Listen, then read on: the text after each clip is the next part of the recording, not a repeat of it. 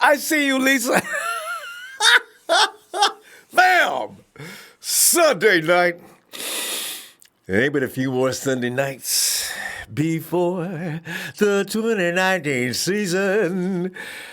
So much to look forward to this year, unlike it's always been forward to look forward to just because it's football season. But this year, and did you see with the Eagle fan, you will see him on Twitter, there's an Eagle fan that's pretty much gone viral in the 49er community right now. Is he sitting there in his car with his Eagle cap on and everything else, predicting the 49ers win the NFC West as his surprise pick. And he says it'll only be a surprise to everybody else, not him. I just, wow, now that's an endorsement. An Eagle fan? An Eagle fan? Now, what we won't see is a Patriot fan doing that, but still, I was amazed. He says we'll go 10-6. That's my prediction, too. I think 10-6.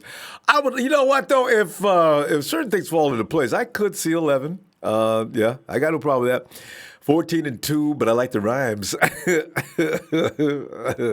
Hey, and congratulations to Kyle. Juice got married. Go, Juice, go. Go, Juice, go.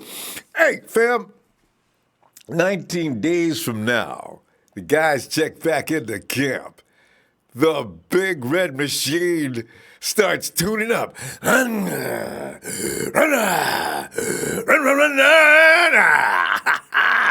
Woo! Hey, today's headlines. There will be some standout play on both sides of the 49ers football this year. The team could have several breakout players this season. Not one or two. Several! You know what? 49ers roster, it should be better in 2019 than it looks on paper, actually. Some players have underachieved. Others have been injured. But this season should offer a chance for some of the potential stars in the 49ers roster to break on out.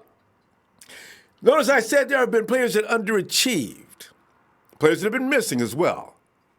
So this is why I want you to know. Now, starting with Jimmy G, a 16-game season would immediately mean a career year for JG to begin with. You know, a lot of people are picking on this. They said, hey, you talk about a quarterback that's if you get injured once, you talk about a player that's injury prone, a player that blah, blah, blah, and besides, he throws how many INTs? You see, anyway, that's fine. Its comfort level in Coach Kyle Shanahan's offense should be at an all-time high this season. He started just 8 games for the 49ers since his arrival, midway through the 2017 season, and he has only 10 starts under his belt for his career. Now, I'll just believe it at that, okay? Make no mistake, Garoppolo has all the tools to be a top-end NFL quarterback, and 2019, it will be his chance to prove it. So, Jimmy, you got to come out there and do that, because the critics, they're picking up momentum on you. You know what I mean? Jimmy G is like, everybody wants to say bad things about him. They ain't worried about what he did in 2017. They do remember the last season, the first 3 games, which weren't all that sensational. But, we'll see. And then there's Dante Pettis, of whom just about anybody that has ever watched him play knows he's special. 2 knee injuries, limited DP to just 12 games last year. Yeah, he earned targets in only 9 games, but weeks 10 through 16 were a sign of what's to come for Dante Pettis and the 49ers. DP posted 24 catches for 371 yards and 4 TDs in that 6-game span. A fully healthy, more experienced Pettis should be primed for big-time production in this, his sophomore year. Something else, too. Now, I know we're all excited about Jason Verrett. I certainly am. I ain't gonna lie. I mean, because we figured Jason Verrett is a Pro Bowl cornerback, and that's good. After thinking about it, though, Verrett has been out for a long time. So will he be coming in hard? Because he's going to have to for this camp, right? We should prepare not to be too surprised if Spoon is the starter this year. It gets a lot of big minutes. There's going to be a big competition for the starting corner job across from Richard Sherman, but Witherspoon actually could win if he has a good training camp. Listen, Cam, look, I know what you're thinking. I feel exactly the same way, but after reading a few observations, I said to myself, that's not entirely impossible. But after 2 years of ups and downs, Keller Witherspoon did not come in without skills. He's gained a lot of experience from his struggles, including y'all teasing him last year. Now, see, okay, we was teasing him last year. How about that? A Spoon, I stopped teasing him, though, toward the end of that season. I said, you know what? Did I just see Spoon turn his head around and make that play? Did I just see him break up a pass? I kept asking myself after he did it a few times, wait a minute, wait a minute. Now, that's not the Spoon that started the season. That looks like a Spoon that started to pick it up. And I was staying with that, okay? If he learned from all the mistakes last season, Witherspoon could have his best season as a pro. Put the Breakout under his name. It's a real possibility. DeForest Buckner's a no-brainer, but Buckner, he may not get the 12 sacks he reached during his Pro Bowl campaign last season, but he should see a new level of play in 2019. Added talent on the edges will conceivably free up the middle for Buckner and allow him to be at his most effective. Even if his sack totals do decline, Buckner should begin to peak as a player in the final year of his rookie deal. Don't be surprised if there's an all-pro nod coming up for Buck, because now there's going to be some poor offensive linemen out there that got to stop Buck by themselves. I'll bet on Buck. Nobody's going to be mad or start shouting about any regression if D-Buck can only steal about 10 sacks this year with the dudes he'll be working with. Because, I mean, you come on, man. You got D Ford over there on one side. You got Bosa coming off the other side. All right. His production could slide maybe a couple, maybe more. Depends on how aggressive that defensive line is. And then he could eat more due to the fact that quarterbacks don't have any time to throw as it is, and they make the mistake of trying to. So that's ridiculous. But look out for Solomon Teague, fam. It's been a challenging first two seasons for Thomas, who struggled to find a fit on the 49ers. Or should we say the 49ers coaching staff had a trouble trying to fit out where to fit him. Come on, y'all. Put him on the outside. How long you got to leave him out there before you realize he's not? But they did. And the 49ers defensive line has made some changes now. And I see Solomon Thomas actually flourishing now. He'll find his fit. He's also dealt with all those off-field tragedies. Or should I say the tragedy. 2019 offers an opportunity for Solomon T to turn the page in his NFL career. A more permanent move inside, more help on the edges should help Thomas be a lot more productive than he has been. For now, a common sentiment is that it's unlikely he'll ever produce like the team wanted him to for being a number 3 pick. But he has a chance to be strong as a contributor for the 49ers, and that's what we need right now. Because we got plenty of guys now. I mean, the defensive line is a story in itself. I mean, I'm talking about separate defensive line from everything else that's going on in 49ers camp. Defensive line that's a whole movie right there. And listen, fam, Trent Taylor's not going to get cut. All right, he just ain't going to. In fact, in step with Matt Mielko of NBC Bay Area Sport, Taylor's a front runner to land the slot receiver job going into camp. Now, I know Deebo Samuel, I know Jordan Matthews, and I know all these names we're affiliating with who should be in the slot. Taylor's he should have the best year of his career if he does stay healthy, though, because Taylor hauled in 43 catches for 430 yards and 2 touchdowns in his rookie year. That's not he hit a wall in his rookie year too, for about 3 weeks. All of a sudden, he snapped out of it. But he saw his production dip after back surgery last season. Jimmy G's return will help Taylor, which is what helped him in the first place in his first year. G came along, and everybody's game just picked up, including Trent Taylor, especially Trent Taylor. But him being fully healthy, Taylor should be in line to get a ton of targets this season as a go-to pass catcher for G. And that could and should translate into a career-high numbers for Taylor. In fact, Matt Mielko has went as far as to say Taylor could be the number 1 receiver in this lineup. Listen, fam, Jimmy G comes from a place where people like Edelman, these are the guys. Tom Brady has made a living off of Amendola and Edelman and small receivers like that. G could be made out of the same similar stuff. So he's going to work guys like that a lot. So Trent Taylor could be his go-to guy. It could very well be that. But anyway, that's, I was good. That's breakout players. Fam, if you got any other breakout player, now, every now and then, you can't call a rookie a breakout candidate, because if he comes in and sets the world on fire right from jump, he can't be considered a breakout player. If he goes an average rookie season, and then in the next year it comes and goes crazy, then of course breakout, like George Kittle last year with his breakout season. And George broke all the way to hell out. I mean, come on, man, you set an NFL record? That goes beyond the term breakout. Oh, my good. Not a domination. Thank you, fam, for the contribution. Wild Bill says, yo, Christopher Blankenship, West Virginia here. Virginia up in the air. Atlanta's all day. Can't wait to get this season started. Van Life hanging out with us now, Jack. He's not even taking any breaks. Van Life 123s. Let's go, Nine Empire, Ronbo, and fam. Hope all is safe and blessed after this holiday. Listen, I failed to mention, during the show, L.A. was shaking. I read the comments. Whoa. What's the news? Oh, my God. 7.1. Oh, God, hell. Anyway, good to see you all right. Daniel Andre, a Sunday Night Live, the 49ers show will start in 2 months. San Francisco, a.k.a. San Francisco, Maine. These Sundays are getting shorter, fam. Come on, August.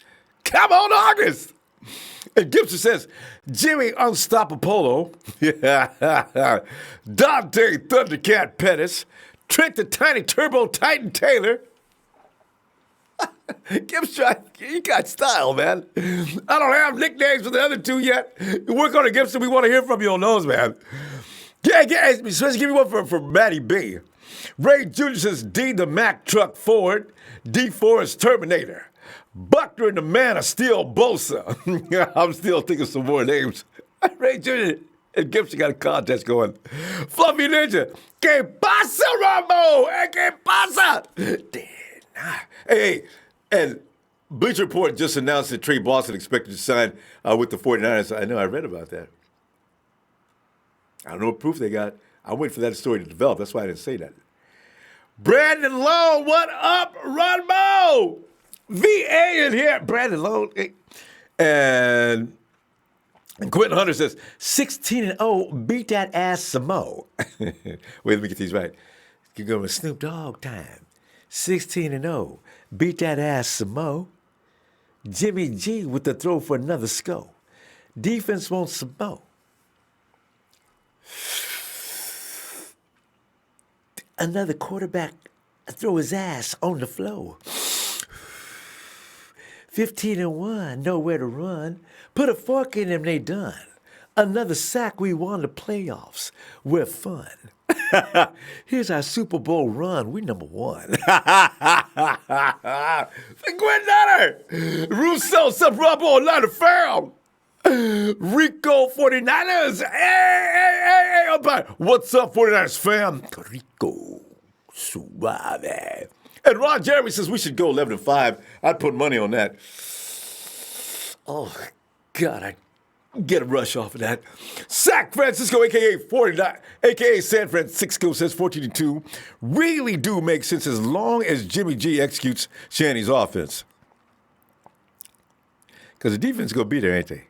Defense is just going to be there. I know they're going to be there. Callie Long says too many variables in this season to say 14-2, but it could happen. Well, yeah. Yeah.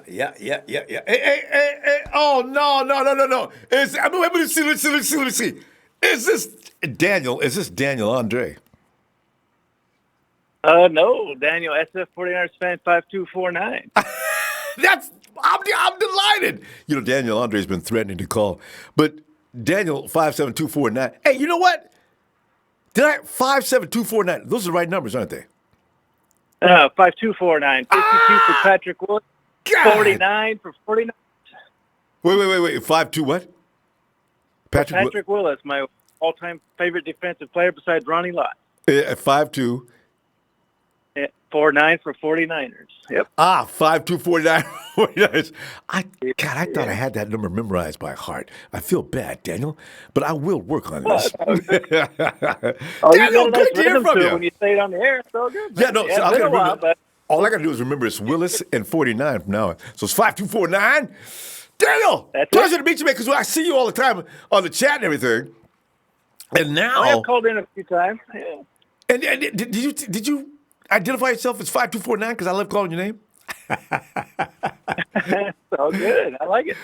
Daniel, man, what's on your mind, man? You got a breakout player in mind, because man, breakouts is a hardcore. I mean, it's like you can worry about putting a curse on a player coming into the season, but Daniel, outside those names or anybody you want to emphasize, what's up? There are two players I want to see break out. One of them's already had a promising rookie season, but I think it's going to take a big step, and that's going to be Fred Warner. Yeah. On the defense side. And I think Solomon E is going to be the other one. I think those two guys are going to be the ones to watch. That front seven all working together as a unit, I think that's going to be something special this year. Good call. Because Fred Warner, I just figured, my God, Fred, if you get any better, I don't know what we're gonna do with you. He had a great rookie year. Can he actually do better this year? If he does, I'm telling you, man, we could have a Pro Bowler in his second year, Daniel, man. That would be awesome. What I'm hoping so, because with Quan and Fred back there, it'd be like having Patrick and Bowman part 2, man. I'm all for it. I'm always afraid to make. Those guys, they stand up at the top of the dome. It's like if you look up in the Mount of Valhalla, you'd see Willis and Bowman sitting at the top of the throne. I'm afraid to put anybody up at that pedestal yet. But if they could do this, they got the tools in modern-day football. They could be the modern-day Willis and Bowman, though. I agree with that. Oh, they won't knock them off the pedestal. Those boys are up 1 and 2 forever for life, but there's nothing wrong with 3 and 4. I agreed. Fully agree. All right. Solomon T. Joe's number 1, Steve's number 2. We'll see who's number 3. Oh, God. Because, that would put Warner right in the Hall of Fame at the end of his career. If he continues along this path, you've got to give it to him, especially if he continues to excel. And he was a rookie, just like you said. Daniel, he could be just outrageously good this year. And he learned some things last year as well. So, experience is a great teacher. He took on the green dot on his helmet and ran that defense. He was the quarterback of our defense last year as a rookie and handled it with class. Even Sherman had praises, and that's high praise. Ain't that the truth? God. Sherman don't mess around. If you're screwing around on the field, he's going to be the first one to say, "Hey, boy, you need to straighten yourself up." He'll call it if you get praise, you're doing something right. And I think they're going to keep him there, too. And, go ahead and let Quan be on the edge. So, but let me the will. So he can just terrorize the quarterback along with that defense up front. I love it. I'm a defensive guy. Growing up, I loved watching Ronnie Lott, Charles Haley, Pierce Holt, Kevin Fagan, both boys, right? Tim McDonald, Merton Hanks. I miss those days, and I want those days back. Those are a classic. Wouldn't it be something they could emulate something like that? Just bring back something of a superstar back, a system like that, or just a setting, just of nothing but rock solid studs all across that defensive line. And Harbaugh almost did it, but the secondary was just good, not crazy good like the names you just mentioned. We got Sherman and hopefully Verrett, and like you were just mentioning, hopefully Witherspoon, he takes that next step. The jury's out. I'm not putting him aside just yet. He's got something to prove, but hopefully learn from Sherm, and we'll see what Verrett's got for us. And we never know. And then maybe Marcel Harris or Colbert, maybe they'll step up for us. They've got games yet to play. We haven't seen what's yet to come, so we just got to be patient, see what comes out on the field. And you mentioned, and something special about that, those guys that you mentioned, Colbert, Spoon, all these guys, they're all young. See, a lot of times we tend to not give rookies a chance to develop. We tend to say and make judgments way too soon sometimes, because we think as soon as a guy comes from the draft, he should be put in uniform and he should star immediately, when it doesn't work like that all the time. In fact, the odds are against that almost every time. Every now and then you get a standout. You get your Saquon Barkleys and things like that on occasion, but it's not a norm. So, yeah. No, I'd say year 3 is the make or break year for a player if they're going to be a good starter or a backup or just out of the NFL altogether. Year 3 is when you can criticize. So, Jimmy Ward, he's on year 5, 6, so we're kind of beating him up. You had to mention Jimmy, did you? but Daniel, I just want to say on Jimmy's behalf, had he put in a whole season, I have a feeling that he'd be way up there as far as praises. He can play, but can he stay? Because you see what I did? See what I did there? I've never play, but can he stay? I've never questioned his play. I mean, you're right. When he's out there, he does play hard, but unfortunately, he's never available. We need a player to be available to play. I mean, what good is a guy with talent if the talent ain't on the field? So that's true. The thing is, the reason I support him so strongly is that guy puts his brain. I mean, he puts his body on the line on every play, and he makes the plays. If he's involved, you're not getting away from Jimmy Ward. If he puts his hands on you, you're either going down or something's going to happen, but you're not getting away, right? So this is why I say, I got to respect that. I really do. I respect that. But he's just got to improve his technique instead of throwing his body into it. I mean, Ronnie Lott wasn't the biggest dude out there. He just had mean technique. Didn't he? He just learned to lead with that shoulder. Don't throw your body into it, but not throw your body at him. You know what I mean? Use your power, not your physical presence.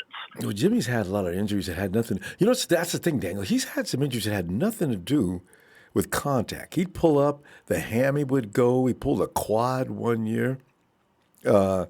This thing with diving for the ball, there was nobody involved. That's Jimmy out there hurting Jimmy. You know what? Maybe there's something to be said about his judgment on some things. Don't when you get out of the car, Jimmy, make sure your body's clear of the door before you slam the door. You know what I mean? Things like this are what happened to Jimmy Ward. He just gets hurt. Yeah, he's probably the guy that jams his fingers in the door when he's closed it too. Probably. Yeah, this is Dub. He's got to be careful. Because a lot of times, as I say, it's not another player that hurts him. It's him that hurts him. God, Jimmy, come on. I mean, I'm hoping for him. I'm pulling for him. He's wearing the red and gold. So as long as he's doing that, I'm going to hope he does his best. But, I want to see a body of work first, too. Yeah. He gets to a point where year 5, he's gotten plenty of time to prove what he can do. And right now he's proved he can be on the IR. So. Yeah. And that's one of the reasons why Tavares Moore, who's not showing a lot of emotion, but when I read what his coach said, he's delighted to be back at safety. He just sort of smiled when they said, we're going to put you back at safety. But he didn't show any real emotion. But he's delighted to be back there. They can all tell, too. So Tavares Moore is definitely going to be a force to reckon with for Ward this year, along with Colbert, who's not going to go down quietly. If anybody thinks he is, he's not. And that's 1, 2, 3. That's 3 guys right there vying for that same spot. And then, of course, you've got Koski T that can also play the top. But I think we're covered at the top, so we're okay. And they're going to change the system. It's not going to be just about a single high safety anymore, from what I understand. So we'll see what happens. That's going to be an interesting camp. I look forward to it. I tell you. Hey, Daniel, appreciate you getting in here, fam. All right, man. We've talked a few times, I understand, but, I didn't realize it was Daniel 5249. Oh, that's me, man.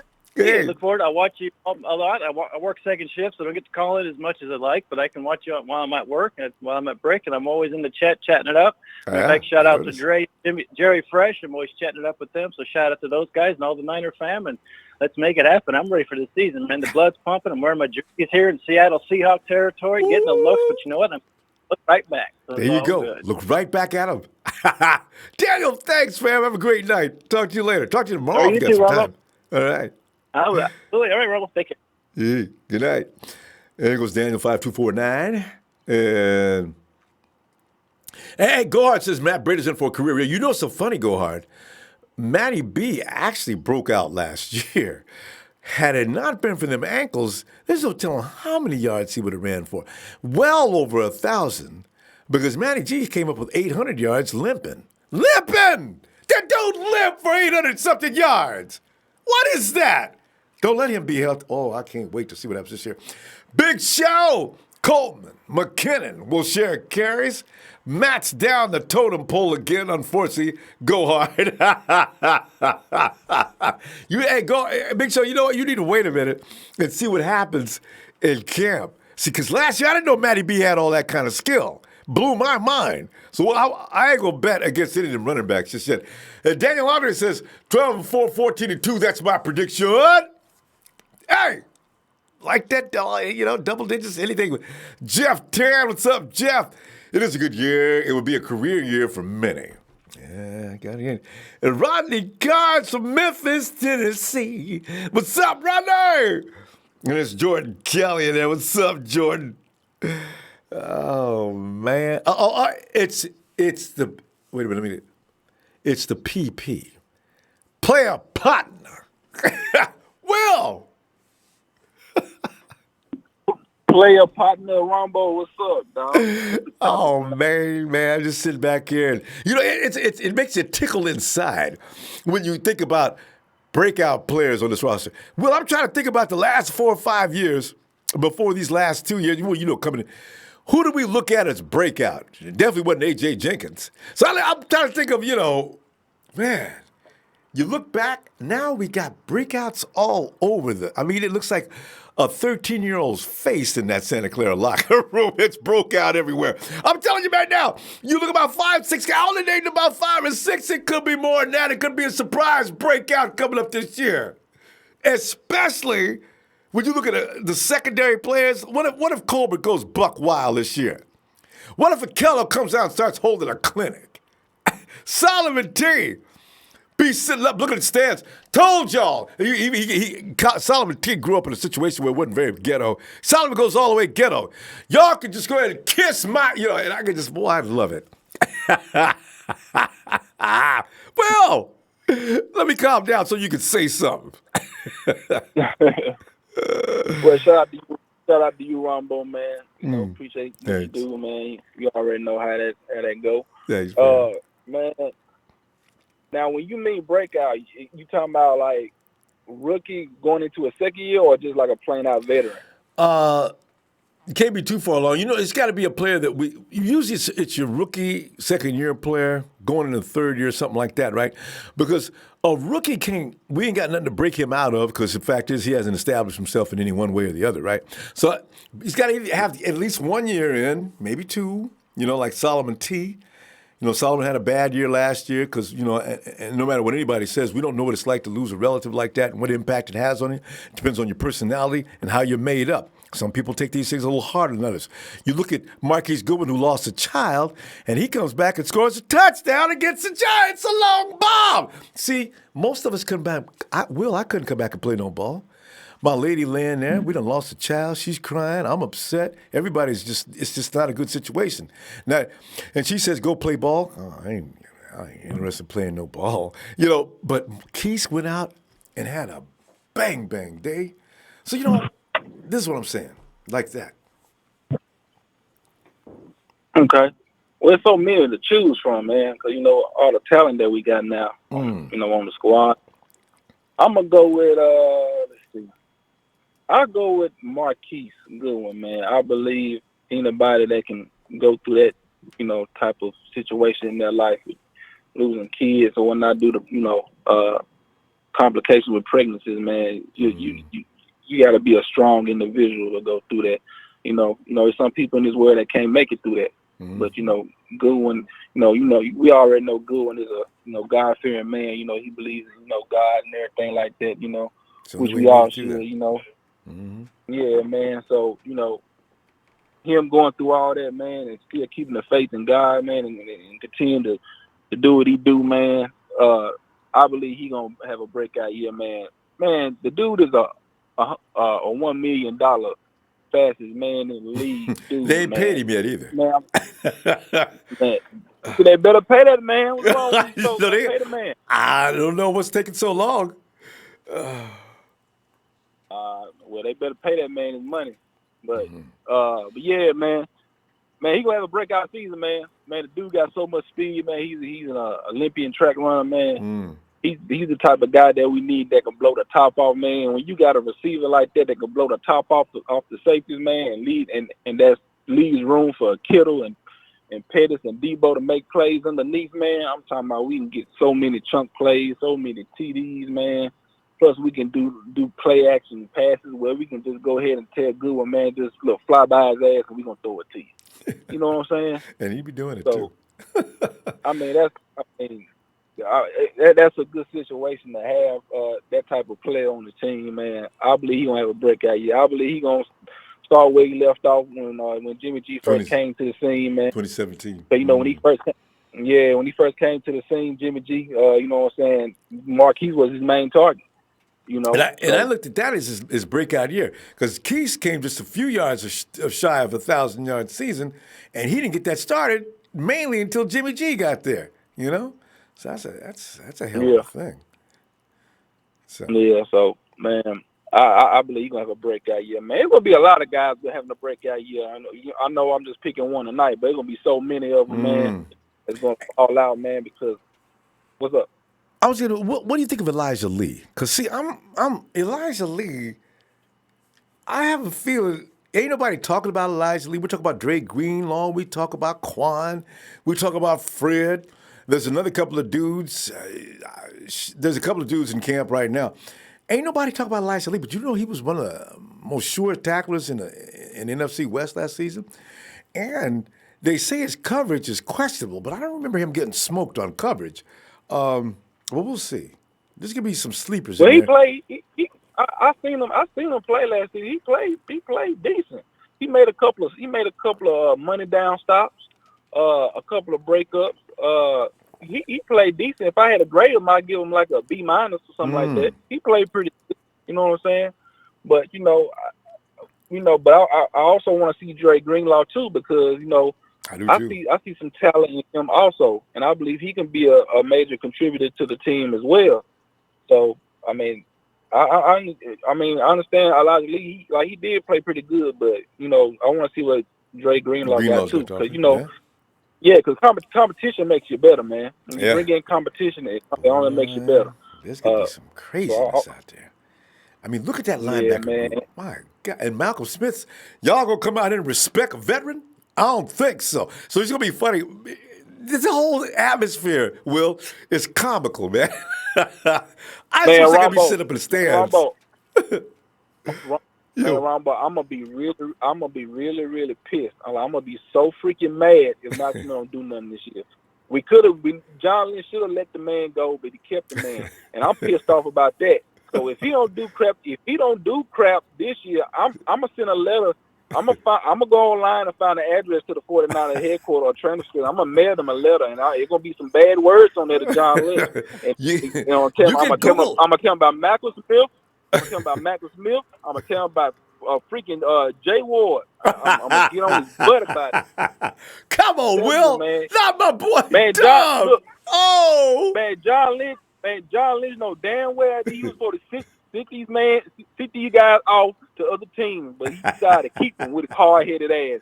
So they better do something this year. I'm telling you that right now, Ronbo, because we could have got somebody better. And I hope the Bleacher Report is true. I ain't gonna hype it up, and I ain't gonna get my hopes up because they just saying they predict that he may sign with the 49ers. They ain't say that he was gonna sign. I saw that. I was waiting for further details to see if the 49ers react to that or what, But yeah, I see Trey Boston's name up there. But yeah, man. But if it is true, man, I pray it is, man. But if not, then we gotta deal with what we got back there. But I'm saying, man, we could have sent these guys off, man. But Trey's gonna be playing in the box, though. From what I understand, he doesn't have the speed to play over the top. But I thought he did against. Well, maybe he was just. I don't know what kind of safety system they run against the Cardinals. No, man. Trey Boston. Trey Boston is a sideline to side. That man can get to sideline to sideline quick. He can close in on you quick. Just watch some film on Trey Boston when he was in Arizona. The man, he closed in on balls real fast, and he got tremendous.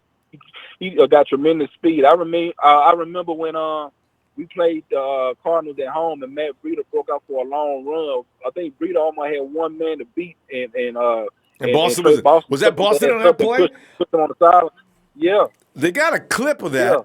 They got a clip, but Brady's not. He doesn't have the ball yet. But yeah, I seen. Yeah, he ain't got no problem. No, He ain't scared.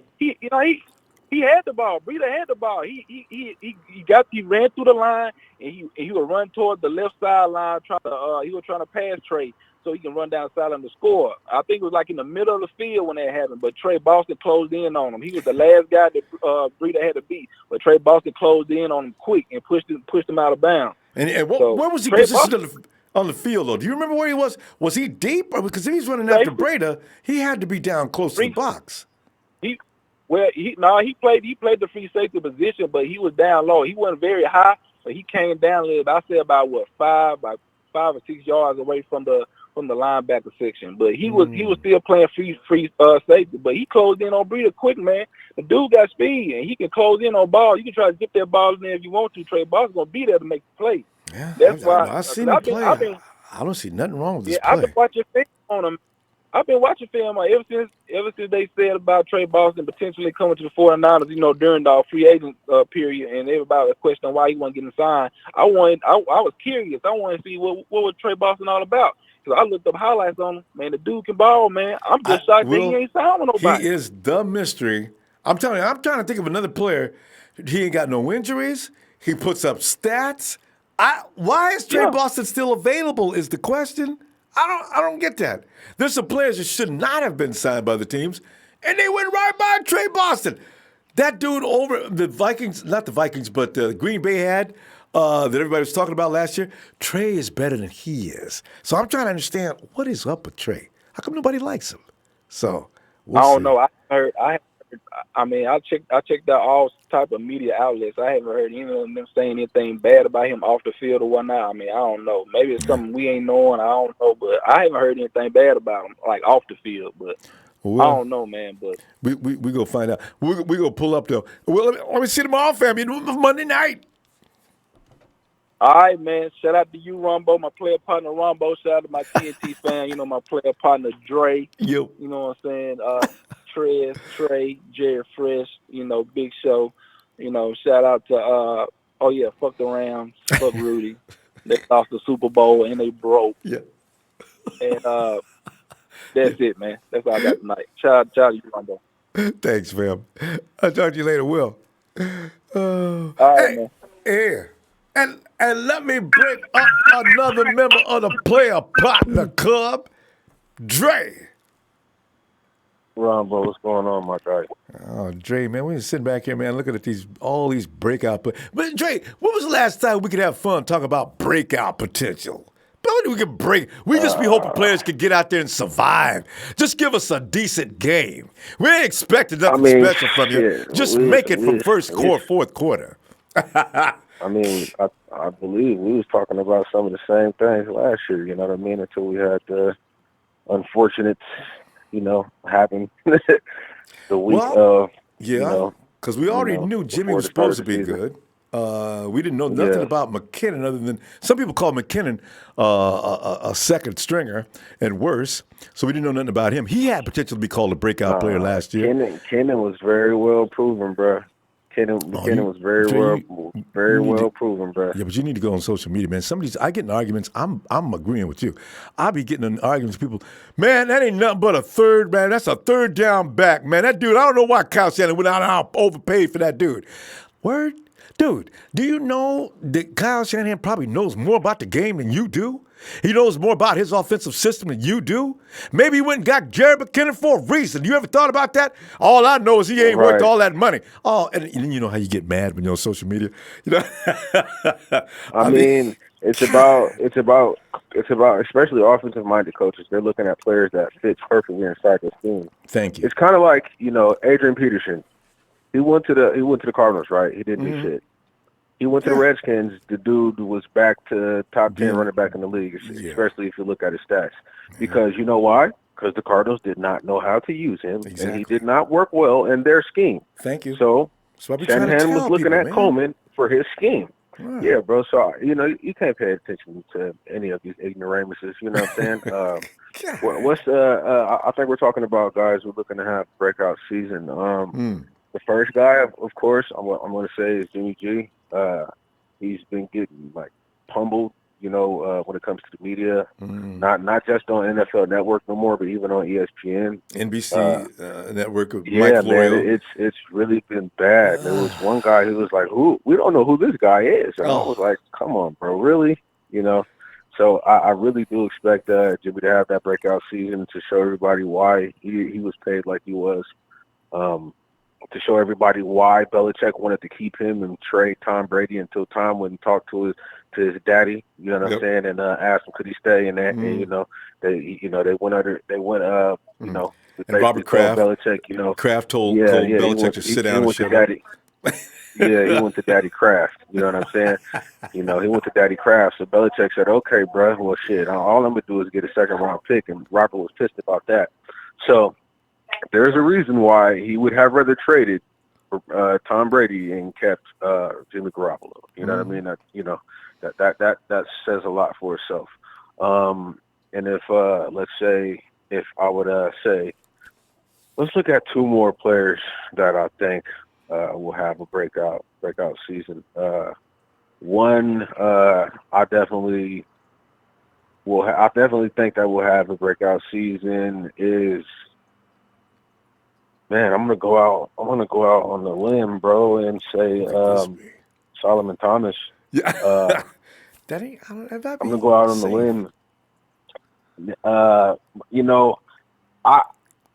The Diners organization did a really good job of like kind of covering up. I didn't know that his sister had committed suicide. Like they did a real good job of keeping all of that information in house. They didn't make any excuses or none of that.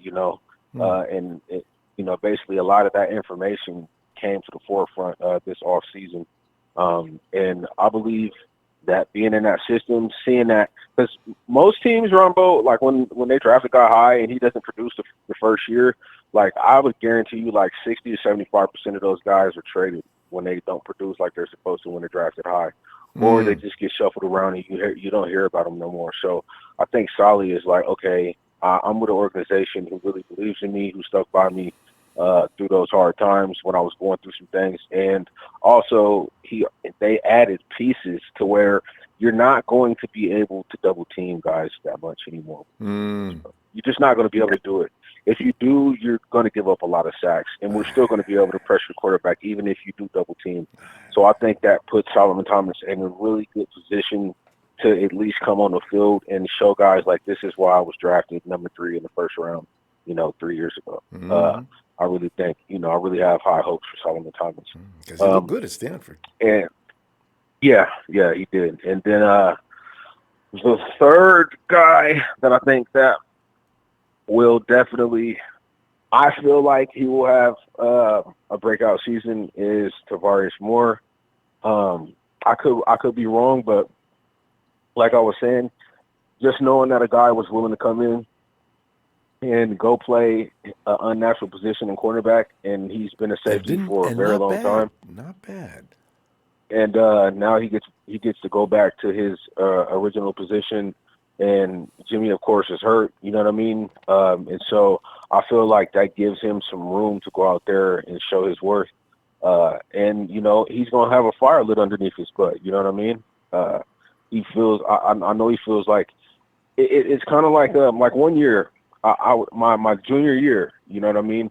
I was playing a certain position and some injuries happened and I had to move over from my natural position and play a different position. And it was tough. It messed with me mentally, you know what I mean? So I know what that feels like for a guy to leave their natural position and have to make a sacrifice for the team and go play in a different position just because your athletic ability allows you to play a little better than what we got. Positions. So you go ahead and make that move it's actually a compliment to the athlete that you are. Yeah. But man, this guy going back to his natural position, Ronbo, this guy was a ball hawk. And he was not only a ball hawk, but Tavarius Moore was a dog. You know what I'm saying? So those are my 3 guys that I'm hoping to have breakout seasons. You know what I'm saying? Like Jimmy G is almost for certain. You know what I mean? Like I said, Solomon Thomas.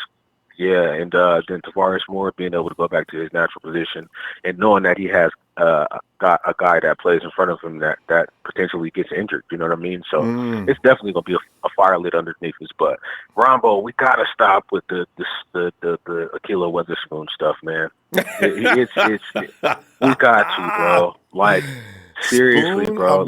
all I know, Dre, is he looked bro, different. I don't like spoons. I like know. forks, bruh. You heard what DP said, man. What would you rather have, a spoon or a fork? You know what I'm saying? Like, come on, man. Give me a spork. You know, like, come on, bro. Like, hey, man. I just don't. 44.1. You can't whip your head around. You know what I'm saying? But Dre, you acting like you don't have no ball skills. But the thing is, come on, man. We're talking about when he came out of school, he was a good ball player. Now, this is a transition sometimes for some guys. He didn't segue. His first year wasn't bad. This last year, they targeted him constantly, and then we seen what his weaknesses were. Now, he came into camp this year. Dre Spoon ain't playing, man. That dude's got an attitude this year, and he smoked everybody in OTAs. Let's see if it carries over. Spoon, I do not trust. Let's see if it carries over. I do not trust. It's year number 3. Forks, man. Year number 3. Yeah, he deserves a little time. I mean, I just don't know, especially in the defensive, especially when it comes to cornerbacks and free safeties. Like, if you come in year one and you do your thing, like, there really isn't no regression. There's progression. I think that guys wouldn't watch film and they was like, man, this guy has absolutely no ball skills. Why didn't we challenge him to throw the ball over his back shoulder and make him whip his head around? He cannot do that. Mm-hmm. Why didn't we run comeback routes and then pump fake and then go over the top? Because he's going to bite on the route. Like, we've seen it time after time after time. Akilo, he bites on routes, and if you throw it over his back shoulder, he's not going to turn his head and defend the ball. Like, come on, bro. This is something that you do. We're taught this stuff when we're in 6th, 7th grade, Ronbo. Come on, Ronbo. If you don't have these skills, it's not. Know what? Come on, man. I'm feeling him for one. I'm not talking about his athletic ability. He's a great athlete, but as far as like having good ball skills, that's just not Akilo's strong suit, bro. Just let me ask you this, Drake, because you played the position, all right? If that quarterback is rolling around back there, let me just finish that question. Quarterback's rolling around outside. I got to watch this dude in front of me. I got to watch my peripherals. I got to watch a lot of things. If that quarterback's not under any stress, I'm in position to be a sucker on the next play, because now that receiver can break, he can go in, he can go out. I got to stay with him. I got to cover. There's too much going on. What I got to do, and all of a sudden he breaks downfield. Now I'm behind him already. If he's fast, there's going to be a problem, and we've seen that over and over and over. I want to see what he looks like with a decent pass rush. But then again, you have got games like the Arizona Cardinals game where they throw a fake comeback route to where the receiver takes 2 or 3 steps, comes back, he pumps fakes, and then he throws the ball over the top, and then you see Akilo Weatherspoon standing with his hands up in the fucking air like he don't know what just happened. Bro, you got burnt. We've seen it many a times, bro. Throw it over his back shoulder with the fade route to the sideline. What happens? Akilo gets burnt. He does not go. Man, you swiping at the ball, you're missing the damn ball, dude, catching it and running for a touchdown, bro. You're slipping on, man. You slipping on 90 routes. I mean, come on, bro. Like, if a dude is running a 90 route, he's running an in route, man, before 4 or 5 yards, go ahead and touch him and press him and push him back into the pocket to where when he throws the ball, bro, you could probably tip the ball and get an interception. He wasn't even doing that. You backing off guys, sitting off 6, 7, 8 yards, letting them get the 90 route off, and then making our DBs, making our free safeties and our linebackers look stupid, bro. You're supposed to run in front of that. Even Sherman, you notice all our corners play off. Now, Sherman gets physical about 2 yards after the dude takes a step. This is something that Kello hasn't quite done. He's going to be more physical this year, feeling good with that Achilles. Yeah, he had to do that last year. No, I mean, the thing is, he done that even when it's in Seattle. And that's another one. Sherm gonna come back and man, there's a lot of naysayers out there, man. Y'all must have forgot who Sherm is, bro. But they suck people in Seattle. That's their thing. They suck people into thinking they're open. But you got to have the ability to jump a route. If you don't have that ability, you'll get exposed. But we'll see. Right. I still thought I saw something change. But fam, hey Drake, we gonna pull up though, fam. Yeah, man. I'll be looking for you tomorrow. Yeah, man. Man, shout out to my player partner, Will, my whole TNT family. You know what I'm saying? Trey, Big Show, Jerry Fresh, Bob Money. You know what I'm saying? We in the building. You know what I'm saying? man. Let's just let everything play out. Even though I'm not a Spoon fan, if he comes out and he balls out, man, he comes out and he balls out. But I just don't see it, y'all. I don't see it. You know what I'm saying? Let's let everything play out. We got about what 2.5 weeks, 2 or 3 weeks, Ronbo? Yeah, we got a little less than 3 weeks now. Yeah, we talking 2 Man, and bro, some. we almost to the house. Yeah. So let everything play out, man. You know what I'm saying? I'll be back with y'all this later on this week. When we back, Ronbo? Tomorrow. Sunday night. We're Monday back night. tomorrow, man. I'll see y'all Monday Night Raw, man. All right. Phil. Now, Dre, I said, play a partner too. Uh-oh, it is time. Sunday go to meeting. The Rev steps up to the podium. Rev, come on in, fam. Rombo. Oh, man. Rev, you already know, man. We talk about all the potential breakout boys. Them dudes is all of a sudden people would say, oh, saw that coming way back in July. Look at this. We waiting for that moment, Oh, no doubt. Well, let me start this off. Let me give a shout-out to my fam, the Red and Gold Worldwide. Rep that color 24/7, 365. Shout-out to the man, Rombo. Thanks, fam. Well, Now that I got that. I think it's time, family. I think it's time. It's Sunday, so we know if you listen to Rombo on Sundays, you already know what's about to go down. We're going to go to the Book of Champions. We're going to go to the Book of Champions. We're going to the Book of Young. Going to the Book of Young. Chapter 1, verse 1. And I'm gonna start this off with a real good quote. The principle is competing against yourself. It's about self-improvement, about being better than you were the day before. That comes from Steve Young himself. Mm-hmm. So I'm gonna let that sink in for a little bit, because I love, first of all, give big shout outs, what I'm saying, to everybody that, just feel the same passion, the same energy as 49er faithful. But we're going to let this one sink in deep, because a breakout season, I see a lot of it about to happen, family. I see a lot of I see potential that's going to just skyrocket for this team. I see through the comments, everybody's showing love. They want 16-0, 14-2, 13-3. I feel you, family. I want to be 16-0. But right now, I just want us to focus on getting 10 wins right now. Mm-hmm. And we have the capability of being a 10-win team this year. Agreed. I see Jimmy G, and I heard something phenomenal from my big bro. He said that there's going to be areas where you're going to see vast improvement. You know what I mean? You're going to see vast improvement. I personally feel on the defensive side of the ball is where the biggest breakouts are going to happen. I firmly believe in Solomon Thomas having a breakout year this year. I really do. And I can personally feel, with him losing his sister, I lost my mother last year. So I know what it feels like. Yeah, you know what I mean? To carry a burden like that. But at the same time, you can bounce back from it. With that being said, I really see him more poised, more focused. He has a great support system around him. And I think he's just going to be a nasty dog. When that ball snaps, 94 is coming at you.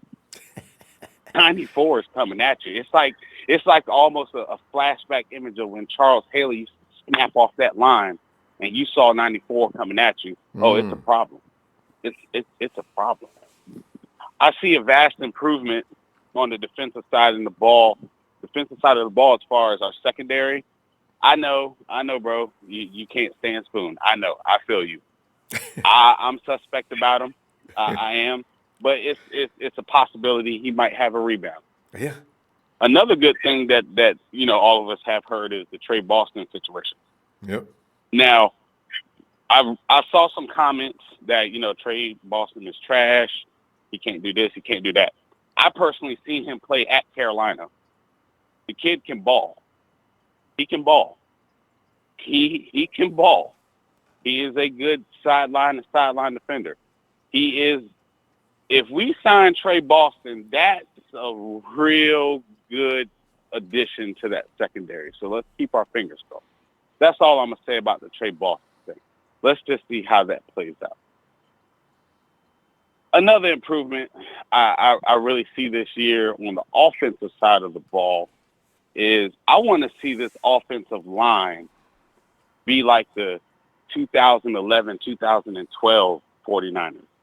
When we had an offensive line that will get 4.5 yards to carry before the running back even touched the damn ball.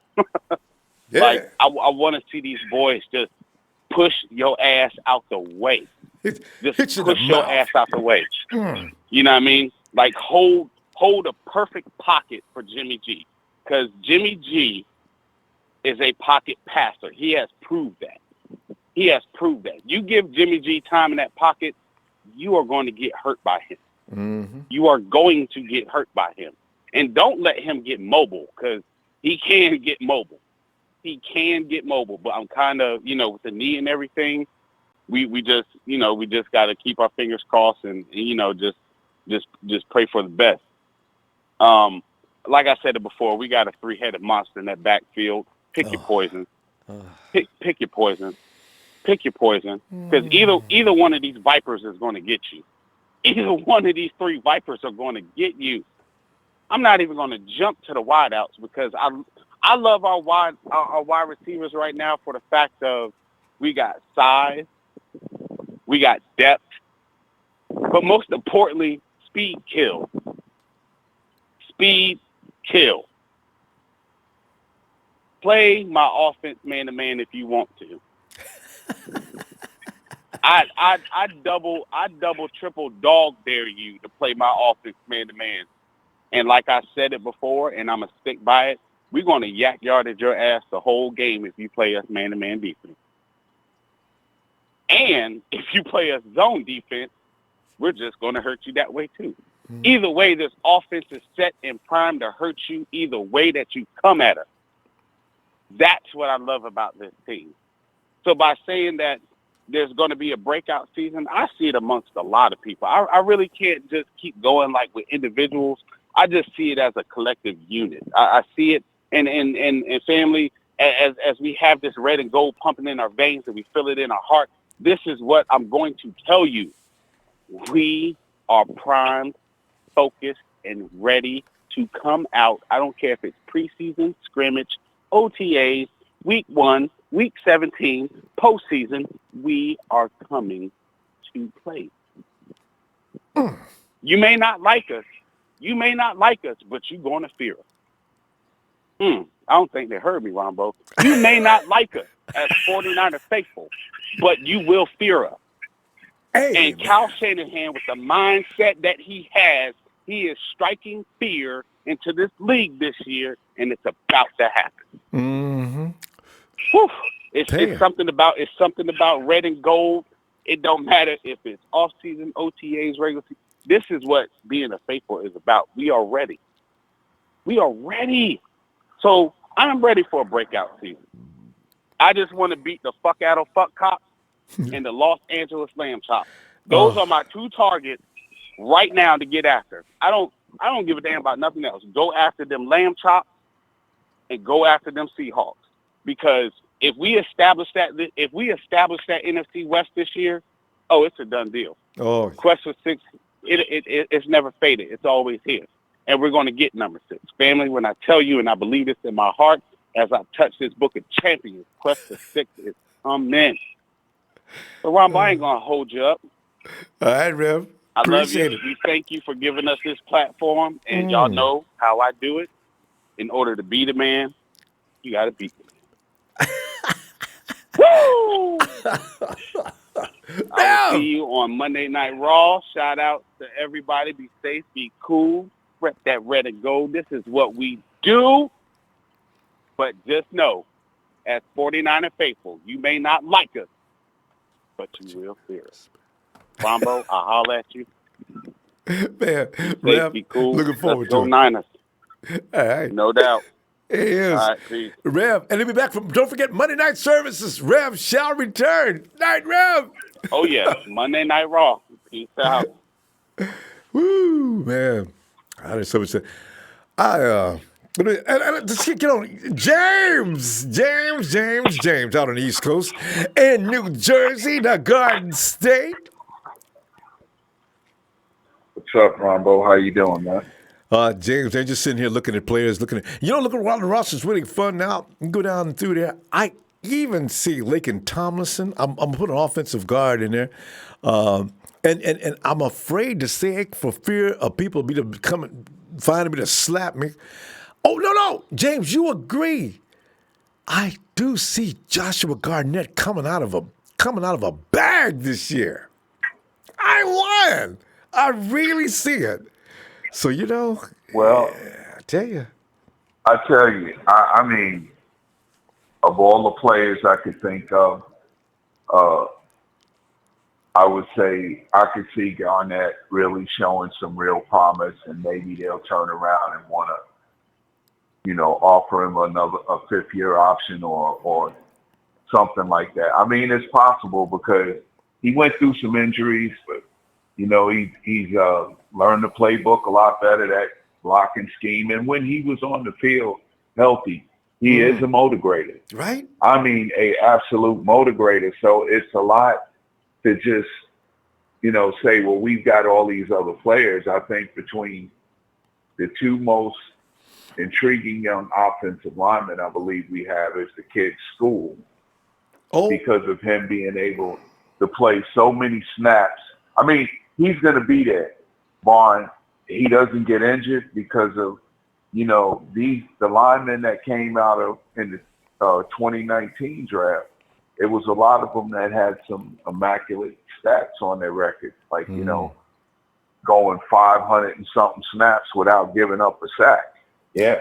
James, they say School will be competing against Sean Coleman. I don't know why Kyle just singled them two out as being the competition. Does that mean he's going to get rid of one of them? I don't know what he means by that.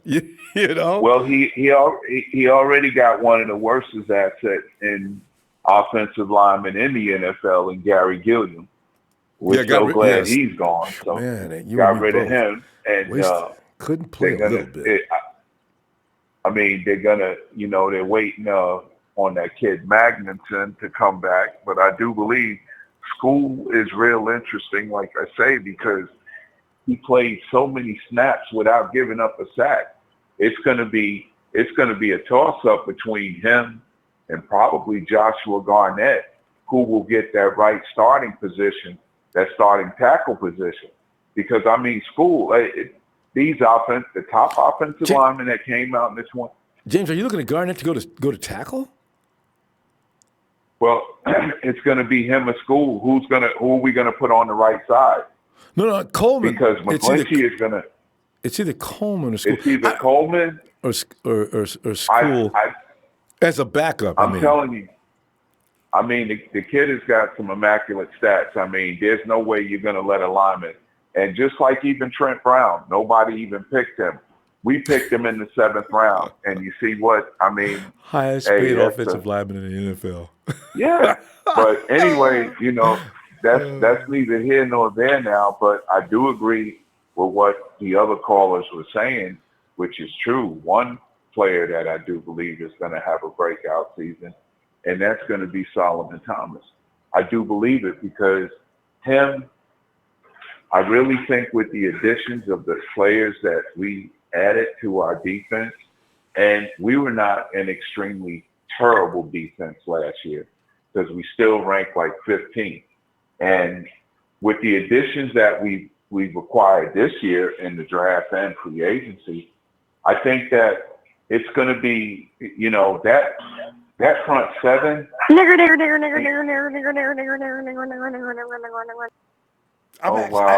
interested to see how many times he can do it. The child has a natural disorder, and it's sad because the parent is one of the most disgusting pieces of feces on the earth. And the child is starting to be a little piece of feces also. But as we were saying, Yes. you know, and I don't mean that to any little children that may be listening, but that's what you don't want right there. And anyway, his day is coming. But as I was saying, you know, it's that front seven, because I do believe one of the most violent parts of the front seven is going to be right there in the nose with Buckner as well as Armstead, because of their height. And most quarterbacks in the NFL, especially those guys that are like 6'1", they're going to have problems with those guys in the middle, trying to throw over them and throw around them. And then they bring so much violence to the game because of their physical stature. And they're physically strong. But then you look at Solomon's going to be right in there in the rotation, playing that same technique right there behind Eric Armstead in the rotation, and I could see him having a breakout year. I mean, it's just a James, list.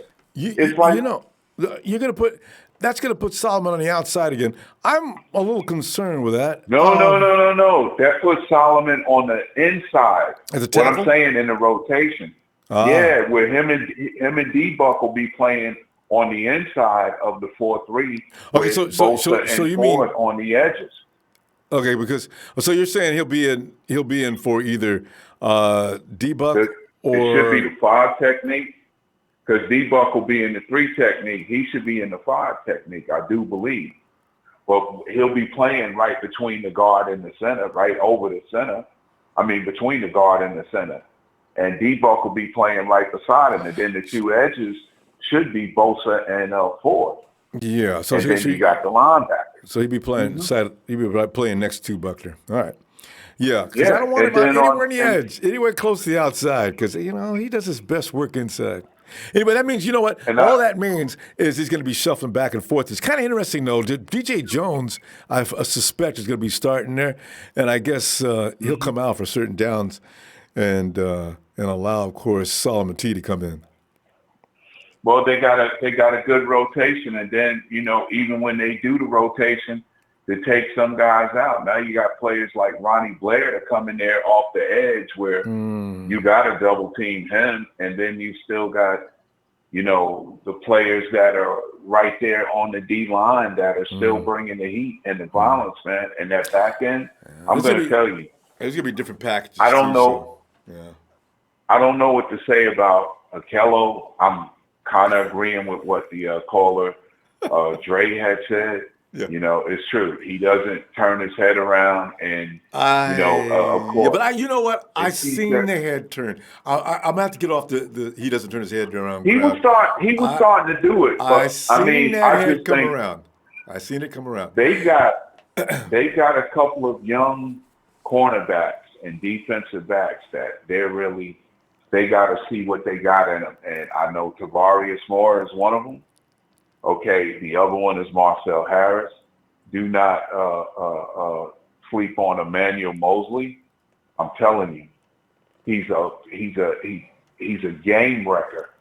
Okay, and then you know, it's the other guys like the guy what's his name, Alex Brown, I think, that they were talking about, the undrafted free agent. That's so good. Yeah. But it's okay. He'll be looking at the corner. The good thing about it, we'll be watching football here in another 2 Saturdays after 3 weeks, James. next weekend. Yeah, and let's hope and pray. We're going to have a list of breakout players, and of course, it all starts with number 10. That's the first breakout player, because he's the engine that drives the train.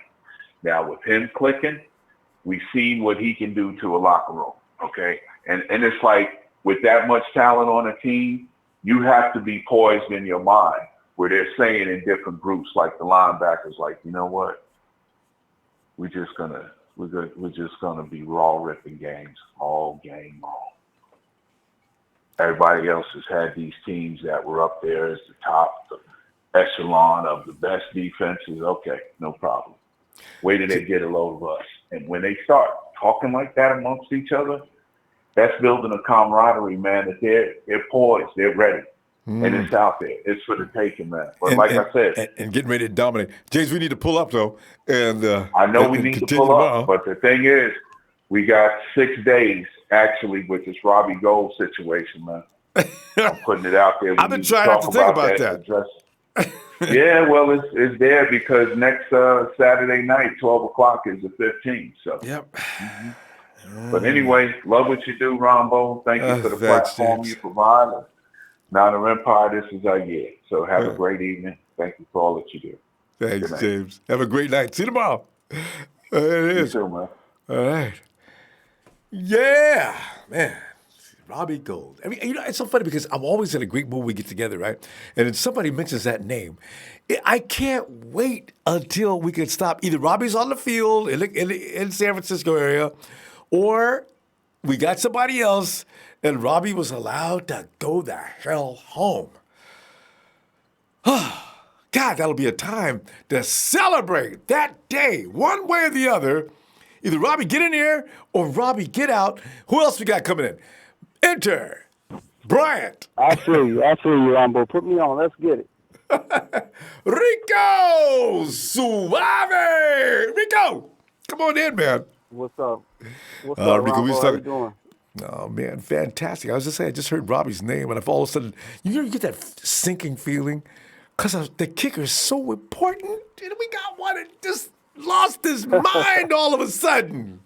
Dang it. Yeah. But, we'll get around it.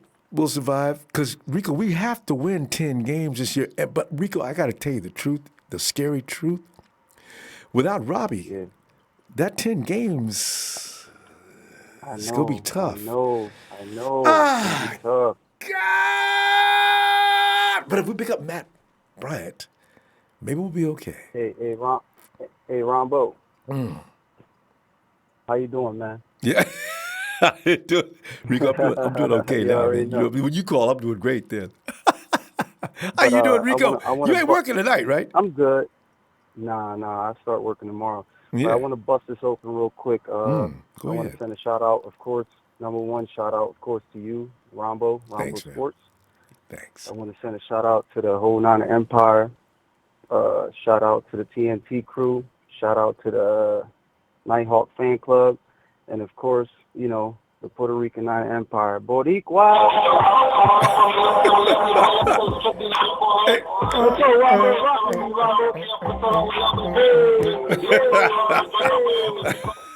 All right.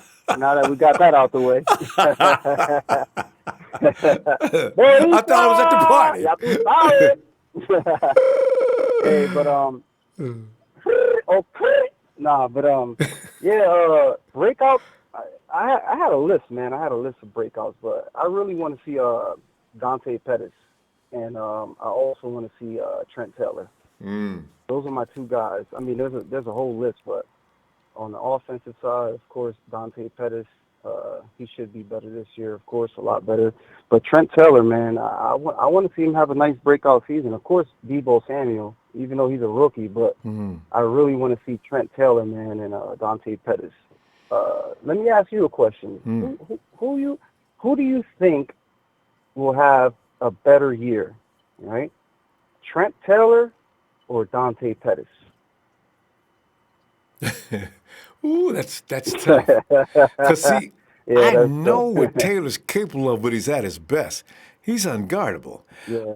Dante's you can say the same thing about Pettis, but I need to see Pettis for an extended period of time. I know what Taylor can do. I'm not sure. Dante could be a world beater, Rico. I just don't know, man. I'm going to go with Trent right now, though. Right? I agree with you. I agree. Pettis. I'm sorry, Taylor, yeah. I agree. Because that dude is reliable as hell when he's right. And he was right 2017. He had a 2 or 3 week stretch there when something went wrong. And it may have been when he hurt his back. But when Jimmy came, all of a sudden this dude is like all world. Oh, my God. Okay. Right. Yeah. Always open on third down situations. I don't know if, I'm sure you heard about it.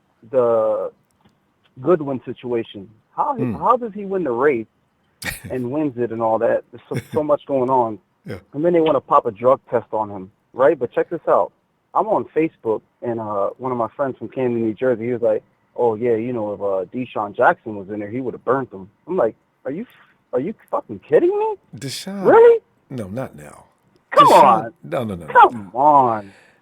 And Jackson's Yo, he never got the been. nerve to really. Yeah, He Jackson's got the been. nerve to really put up that name.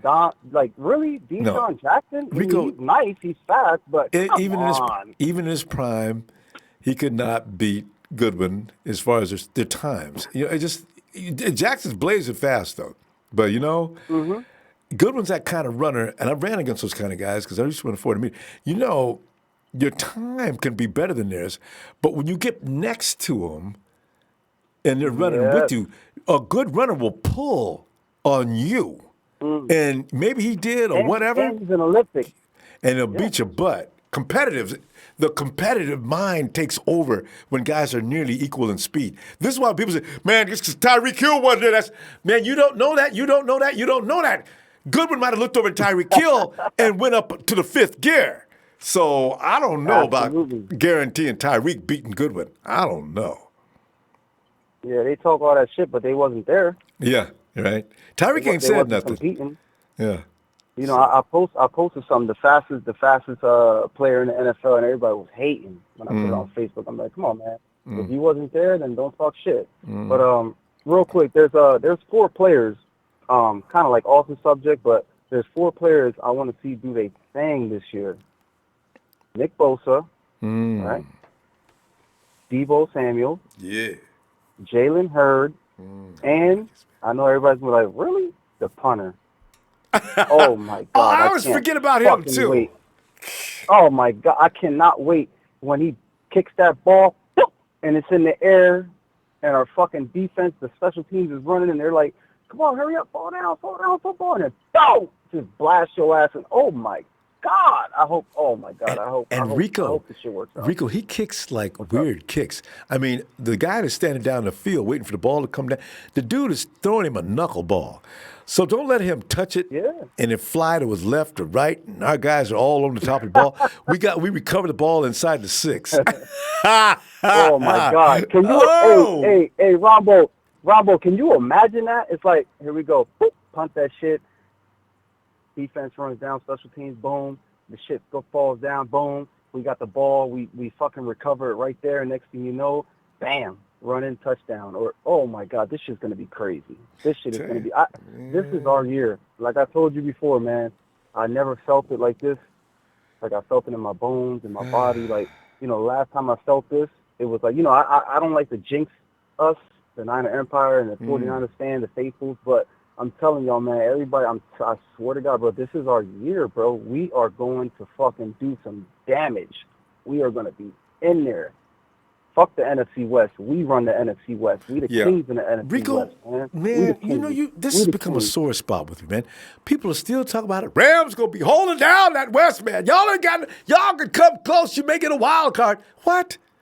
What is the Rams? Man, I argue with somebody. People come to Instagram. Fuck the Rams.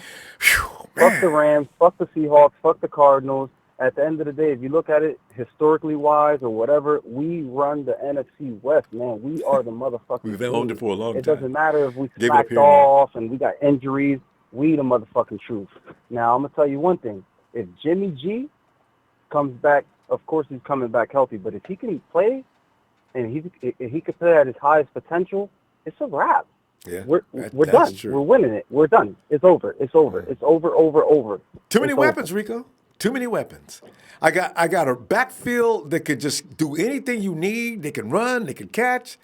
I got wide receivers that do weird things to secondaries. I got a tight end that's all world. I mean, come on, man. What? All I got to do is put the defense on the field for 4 quarters, and they ain't going to be playing that many minutes. You already know. Let's get it. I like this team. They just got to go out and make it real. You're fucking right, man. You fucking right. You already know, man. Listen, I'm going to let you go, man. Niner Empire till I die. And fuck that die shit, even in my afterlife. You already know what it is. But you ready for this? I'm ready. 3, 2, 1. Let's go. Friday!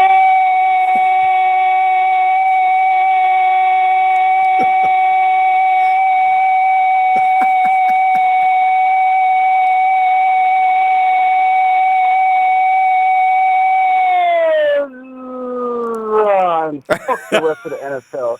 We run this shit. Not an empire. Boricua, Puerto Rican, not an empire. Everybody all over the world. Let's fucking go. This is our fucking year. Let's go, Ronbo. All right. Hey, Rico. I'll see you tomorrow, man. All right, Rico's got to get back to work. Rico, we'll talk to you when we get back then, fam.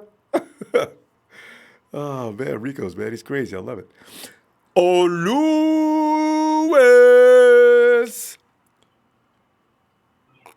Yo, Ronbo. Lewis, you know, are we getting carried away? You know, Lewis, last year we did get carried away, but we didn't know what was coming. We didn't know 1 or 2 injuries would take us out the game. Lewis, we can afford a couple injuries this year.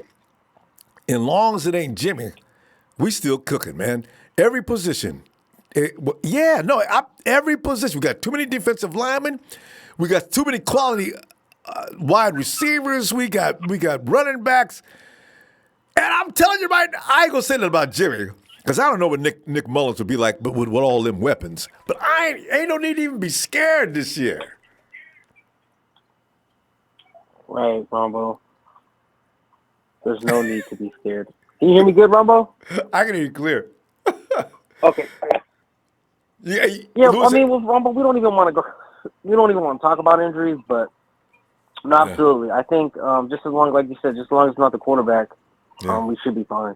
Yeah. So, I think, I mean, you know, I don't want to see anybody go down or anything like that. You don't want anybody to, be injured. You don't want to ever see anybody get injured. But I think that, you know, if someone got hurt, that wasn't like a big, huge, you know, addition or acquisition that we got within, like, you know, the last free agency period or the draft or anything like that, I think these will be fine. You know, I don't even want to talk injuries or what person would get injured or who if get injured and if we could overcome that if that specific person got injured. But I'm just saying, like, you know, I just feel like I think we're in a good place right now, Rumbo. And everybody's, I don't know, I'm starting to see a lot of people now are taking the spin on the 49ers actually, you know, being the division champs this year, which I don't think that's to something that's blown out of proportion. I think that's an actual possibility. Oh, God, yes. Like I said, we haven't seen the new look Rams, and we haven't seen what Seattle looks like without, you know, Doug Baldwin. You know, that entire defense is gone. They don't have anybody. They did acquire Ziggy Ansah, but he's not coming back until week 6. Frank Clark. If then. Yeah, Frank Clark's gone. So, you know, at that point, by week 6, I mean, if they have no good D-line or they're not getting any pressure in their defense, they're just going to rely on Russell to try to salvage the season. Yeah, they're just going to have Russell Wilson try to salvage the season for them. So, you know, I feel like I just feel like actually right now, Ronbo, like I feel like we're in such a good position. And like nobody's talking about George Kittle because we know what we got in George Kittle, but I think he's going to be, if not the vocal point, one of the biggest pieces this year. I just see him and Garoppolo just, you know, making, you know, plays. Yeah, just making good plays, but I also see that in the wide receivers too with Debo and, you know, Pettis. I see Pettis having a breakout year, and I also see Goodwin. I know Goodwin was Garoppolo's boy, man. Let's not forget that. On that 5-game I feel like I'm trying to streak, tell people, says, you know what, Garoppolo Goodwin was his boy, man.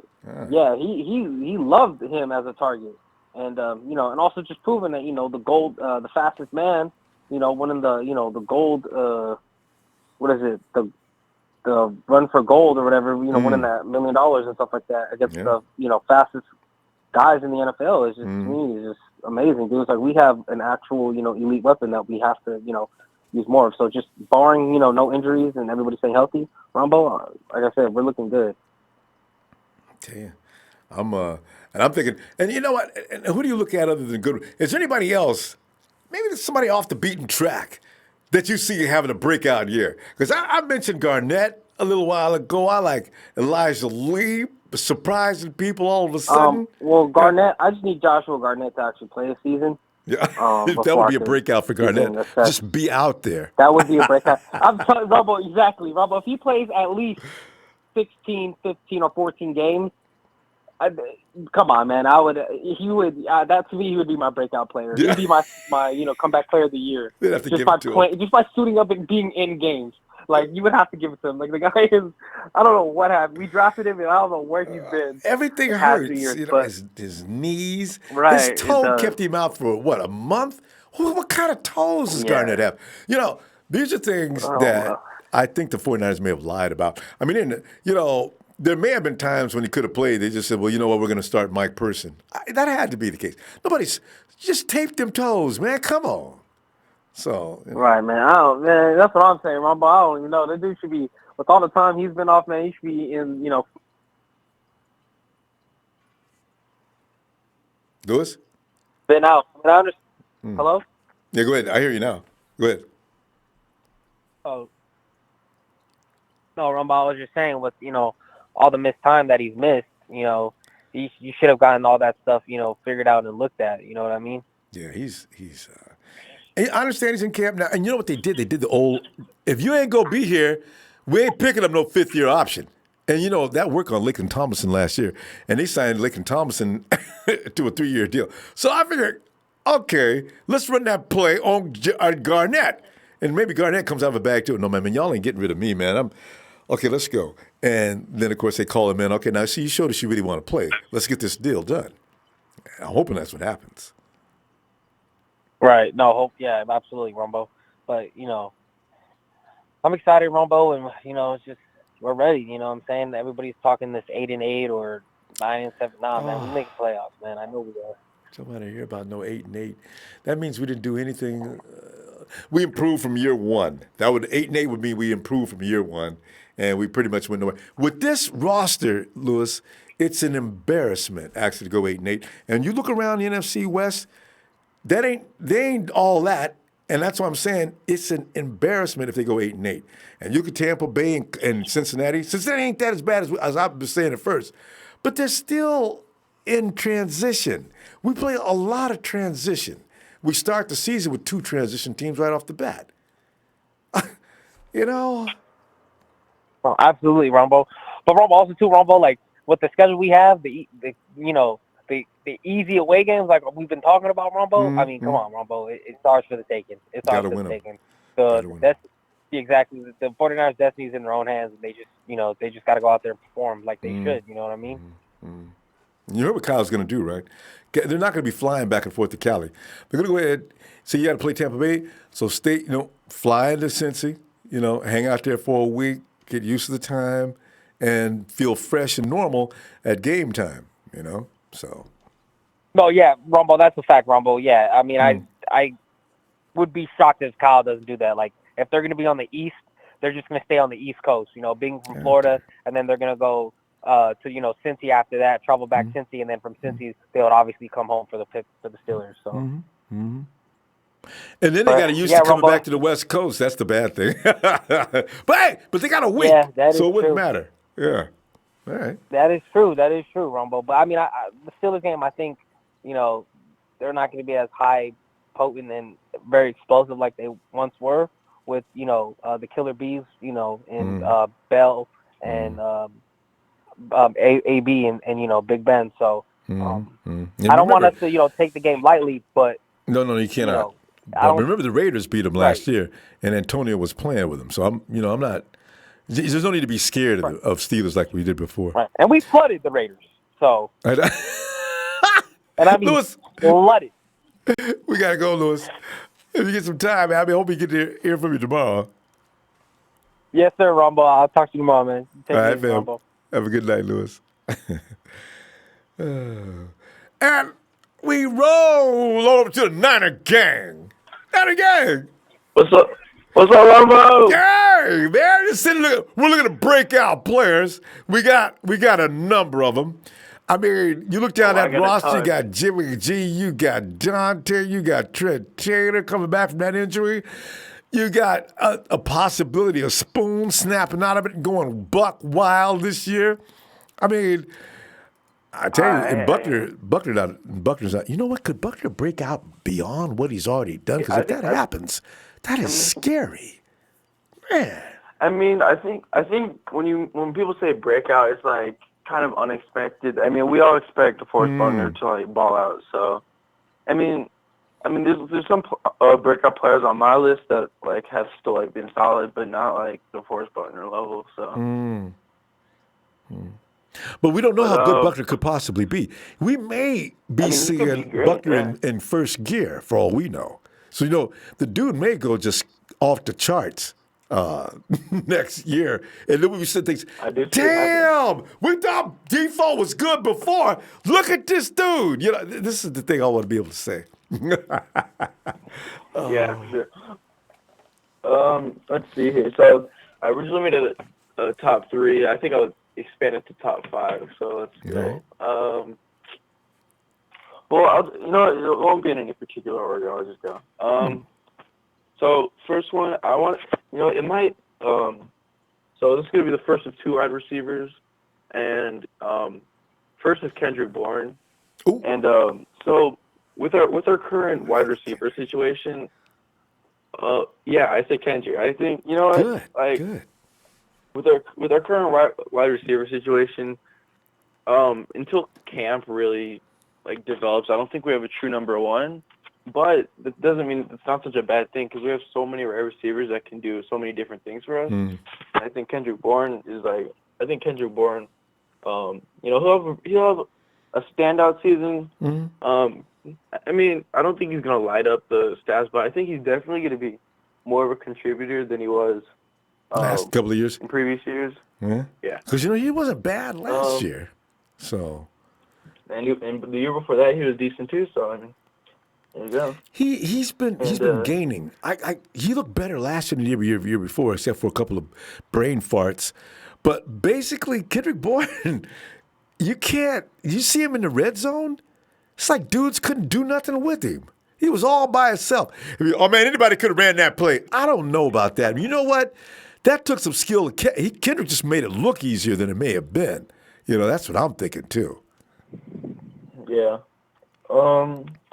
Next one, second wide receiver, I might as well just say Deebo Samuel. I think, if we are going to have a number 1 wide receiver, I think it's either going to be Deebo or Dante. So, everybody's guess. I probably lean more towards Dante, but, this is why it's a breakout, and I feel like, Deebo Samuel, he has the explosiveness, not quite the speed of Goodwin, but he's explosive. And he's a good route runner, and so yards after the catch with him. Yards after the catch. He's definitely going to be a solid player. I mean, as long as everyone stays healthy, I can't harp on this enough. But I expect us to be pretty relatively healthy this year. How good? How many wins you got? Oh, okay. So when I came in and talked about a week ago, I said 11-5. Since then, it's changed. So.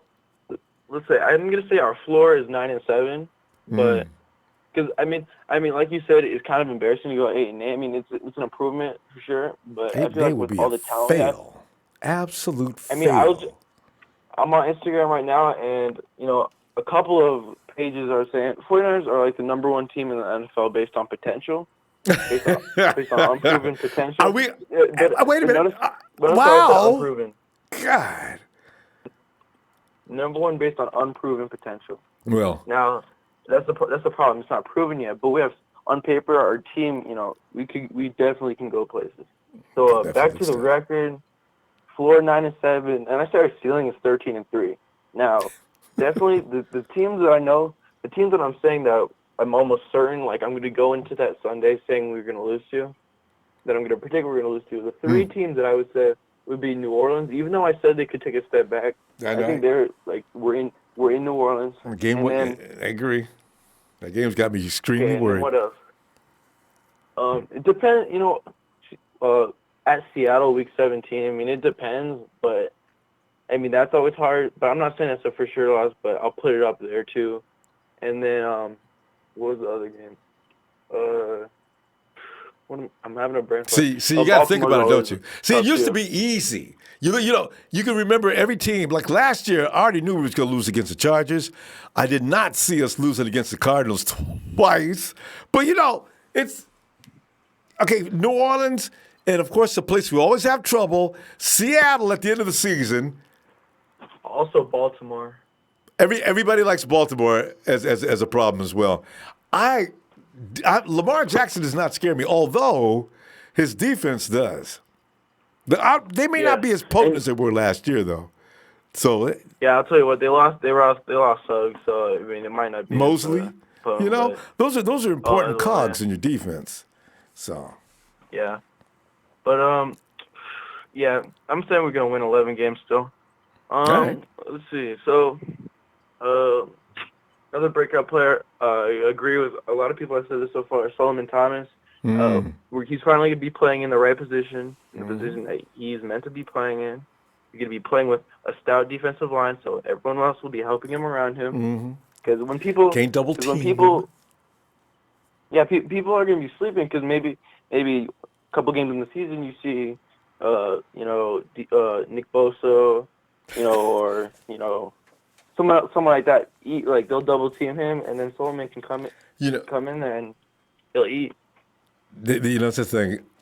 I wonder if you're going to double team one of our edges. I would double team D Ford because Nick has got to make the transition. Is he going to be as much of a wild man as his brother? Because you remember Joey was Rookie of the Year his first year, and Niner Gang, they say Nick is better than Joey. What? I hope so. Let me see this. Because I got all respect in the world for Joey. I mean, Joey freaked me out that first year. I didn't know he had all that kind of game. Dang. Yeah. So, we're going to find out. Sure. We're going to find out. Okay, I got one or two more players on here. All right, go ahead real quick because we're out of time. Go ahead. Yeah. This is tough. I would say Matt Breida, but I think Matt Breida already broke out last year. Yeah, he did. He just needs to stay healthy. That boy can play. One person I was thinking of from the very start of the show. What position? Elijah Lee. Yeah, see? Elijah Lee. He is good. You and me, I'm telling you right now, Elijah Lee, I want to see what he looks like in camp. Elijah Lee's getting underrated, I think, and not being looked at. Because, I like Dre Greenlaw, and I like Quan and everybody. Yeah. But I'm thinking, you know what, guys? I don't know. Is Elijah Lee being overlooked? So we'll see. All right, in the last one, everyone, come on. I'm going to throw it in there. It's pretty obvious. Jimmy Garoppolo, comeback player of the year. Oh, well, yeah. He just needs to play 16 games, and that'll automatically make him comeback player of the year. If Jimmy plays 16 games, most of them are going to be high quality. See? So you didn't even worry about him having that 4,500, nearly 5,000 yard season. Yep. God. Now, again, we better go before we got to hold people up and waiting. So, got time, come back tomorrow, will you? Oh, yeah, for sure. All right, fam. Have a good night. Night again. All right. Thanks for having me. Yeah, always appreciate you, too. Have a good night. All right, you too. Yeah. And we shoot out to the East Coast, where they know the most, where it is home of Niner Faithful. The man sleeps in red and gold pajamas. Demetrius.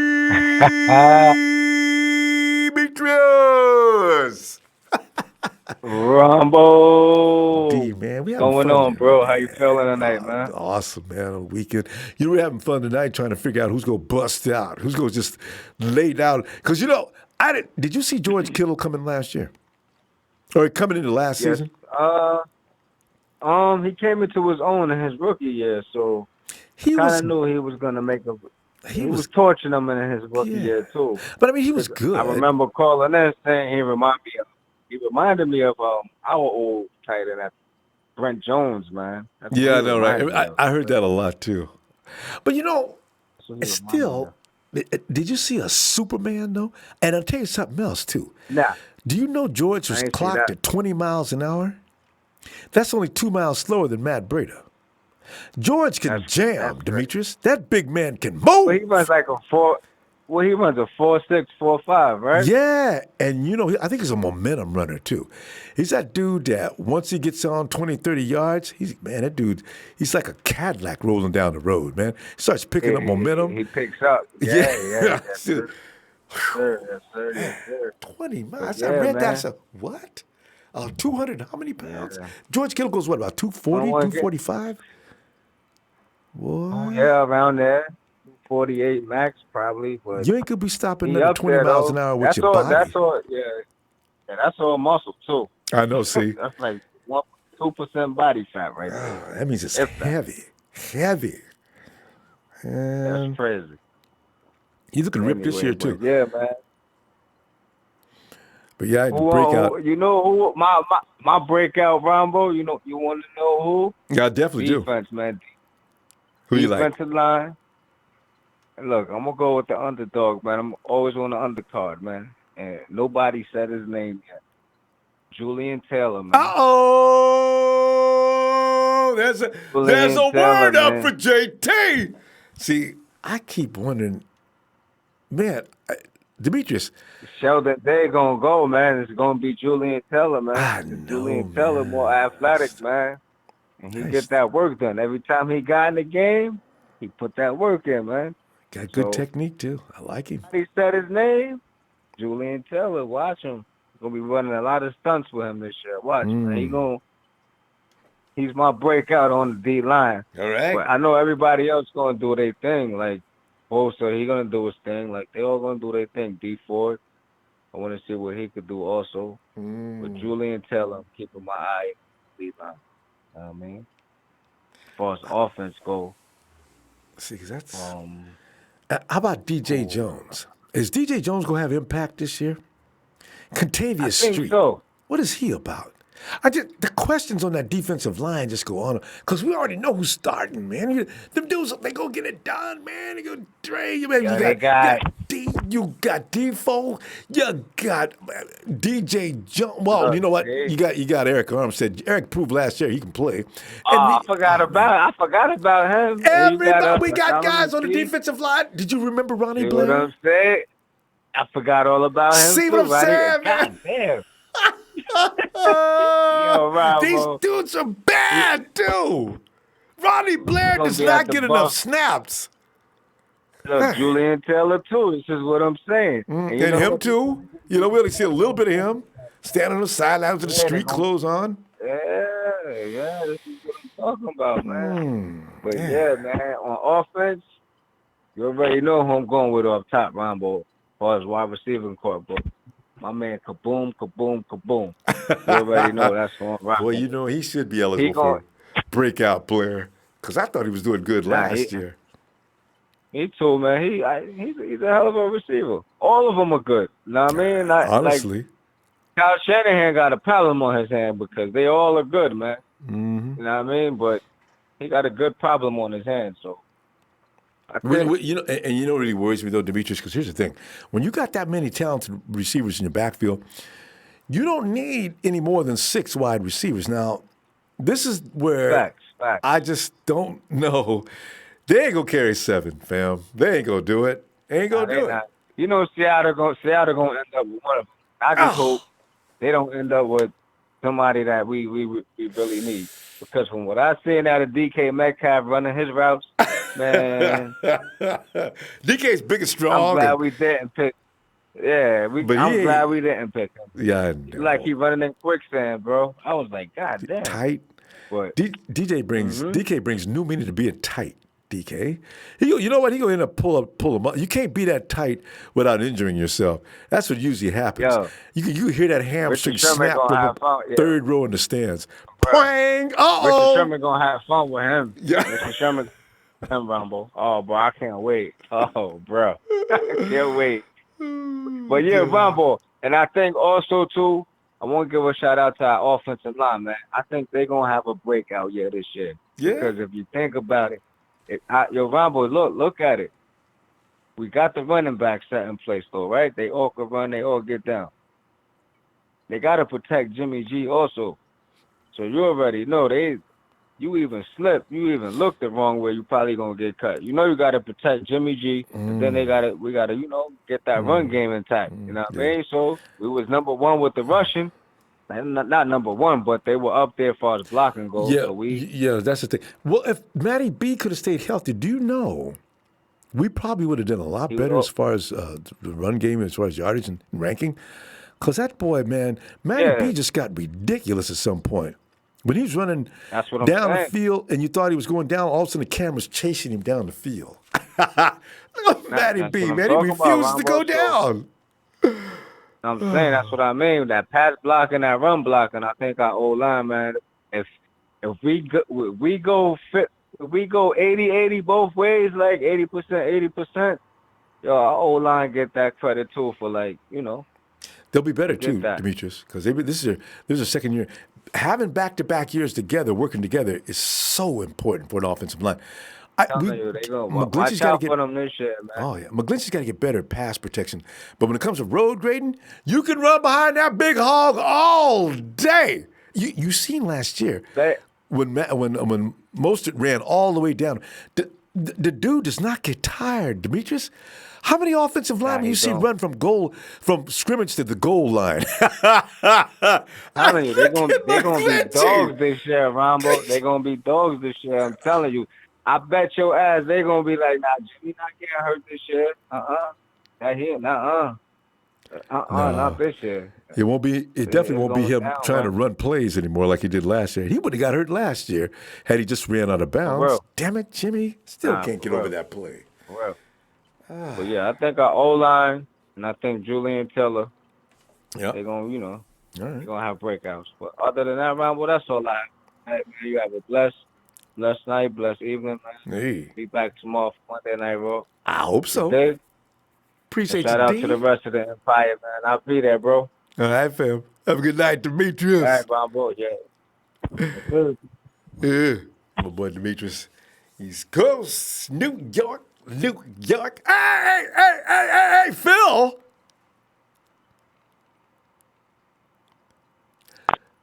Hey, Ronbo.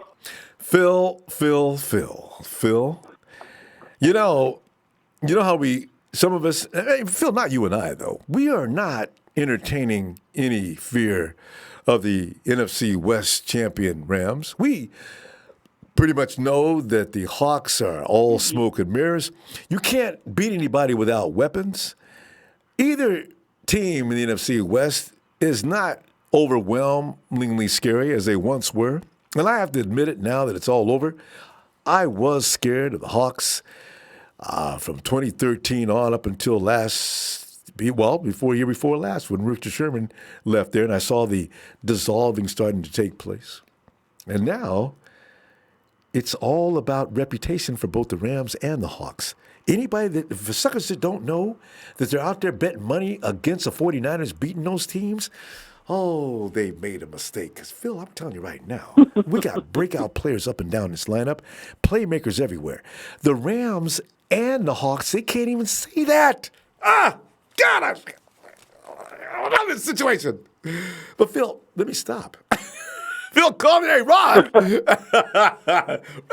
go ahead, man. Who's your breakout players? Anything else you got on your mind? Well, I could say the typical Jimmy Ward, Solomon Thomas, Joshua Garnett. Those are the guys I would like to see. Yes. But the one group that needs to have a breakout year and absolutely must have a breakout year is the new strength and conditioning coaches so that they can keep their players on the field. Because if we stay healthy, the chips will fall into place. That's a truth. So they're the ones that need to have the breakout year. Because the last 2 years have been injury-prone. God. I mean, haven't we set a record? I mean, 2 years back-to-back with double-digit IR rosters. And the IR rosters came off and played a game by themselves. They didn't even need the rest of the team. Just the IR roster alone. Good grief. Yeah. I tell you, they're the ones that need to have a breakout year. If they stay, if they make players available and on the field, we'll be fine. We'll be absolutely fine. Yeah. Even, Phil, it's not as bad as last year. We could actually lose a few players this year. Unlike before, we couldn't lose certain players or we're dead meat, as we proved. That's true. We have more depth at certain positions. Like, I don't think we can take many hits on the offensive line. No. Defensive backfield, I don't think we can take many hits. But the defensive line and the running back situation, of course, we need to have Jimmy, play every game. True, if we can. But I'm just thinking the healthier we are, the more wins we're going to have, and that's just the way it's going to be. I mean, that's the way it always is. So that's what it is. And every team went to the Super Bowl. But I do think Solomon T. Go ahead. No, every team that's been to the Super Bowl, you realize, except for last year, the Patriots were missing a couple of guys. They could have used their wide receiver that can't stop smoking. And it seems like they had a couple other key injuries too. But they still persevered and went in there and played against. But they got to play against the Rams. Now, if they'd had to play against the Saints, I love being able to say that. If they played against the Saints, I think Drew Brees and company would have taken the Patriots apart. But, that's what it might. We'll never know. They played against Rams with an arthritic running back. Gurley. And an inept quarterback. Hey, Phil, let me ask you really quick. Is Jared Goff really a franchise quarterback, or is he a kid that could be led and follows directions well? I think he's a mediocre quarterback at best. Really? I put him in the same category as, say, Mitch Trubisky. Yeah, exactly. I put him a little bit better than Mitch, but not much. Because he can't think on his own out there. He cannot improvise suddenly. No. He's got to be. No, I'm not. That's not a franchise quarterback. If they pay him $40 million. That's what I. Man.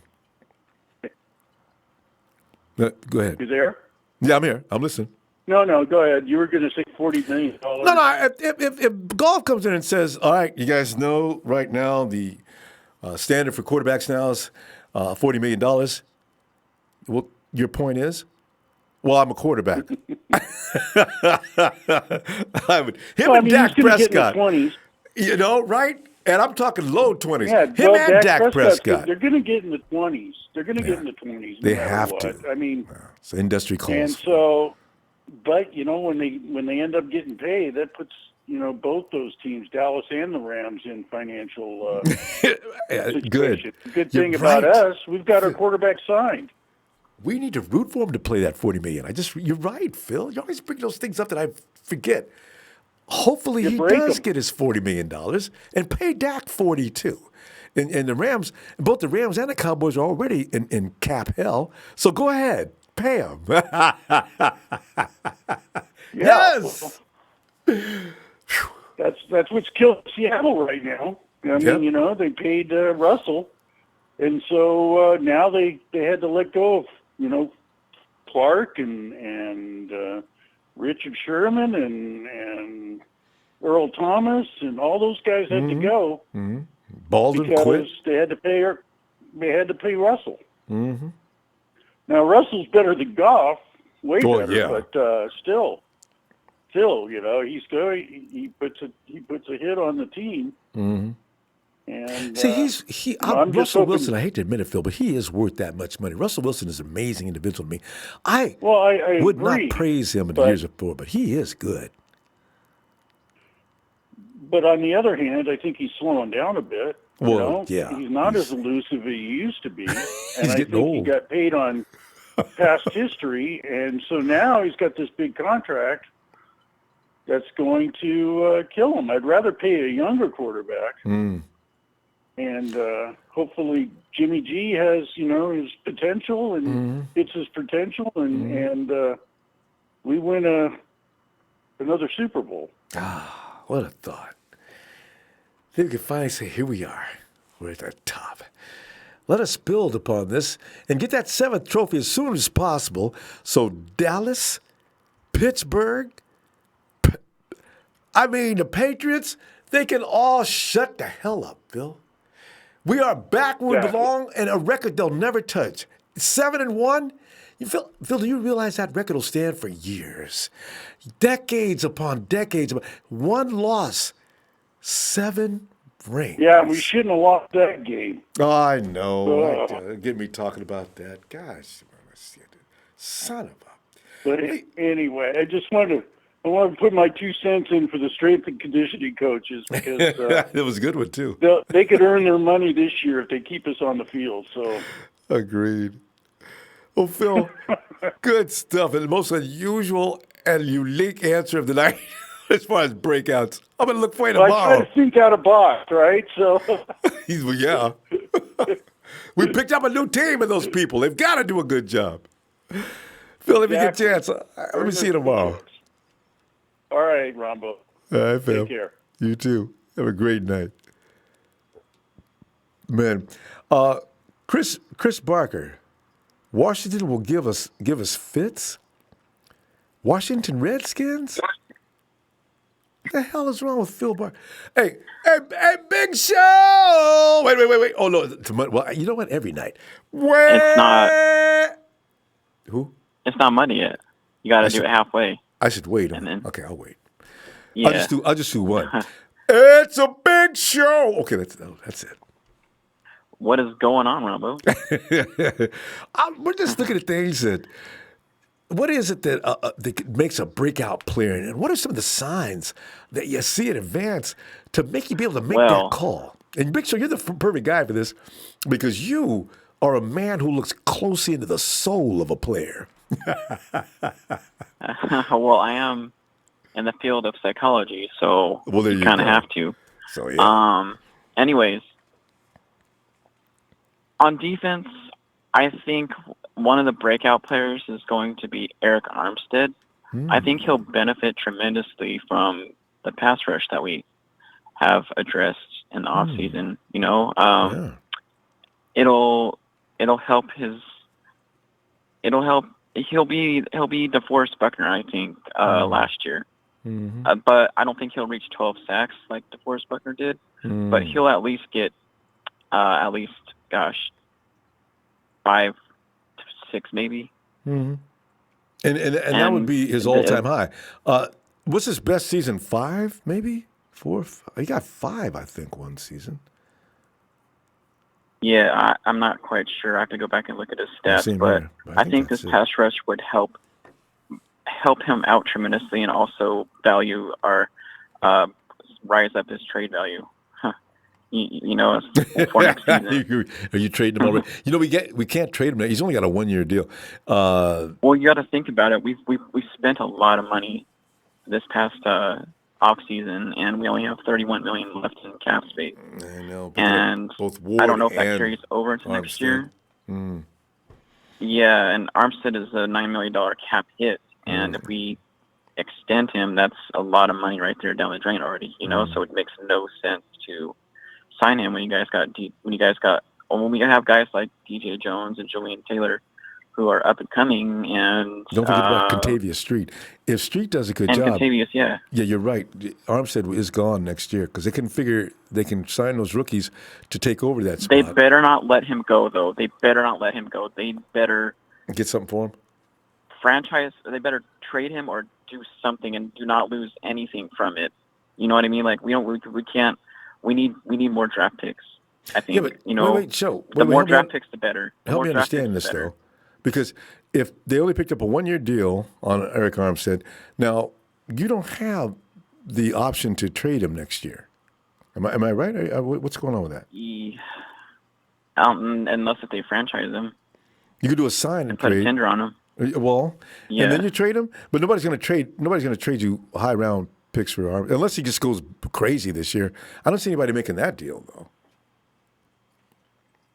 And also on defense, I think Richard Sherman's going to have a really good year this year, and benefit also from this pass rush. Sure. You know, he was playing 80%, 75% last year. He said, and I think he said 80%. I think that's what it was. Yeah, and I think this will, if he plays 100% this year, then he's going to be a different Richard Sherman than what we saw last year. You know, I think he'll lead our team in interceptions and.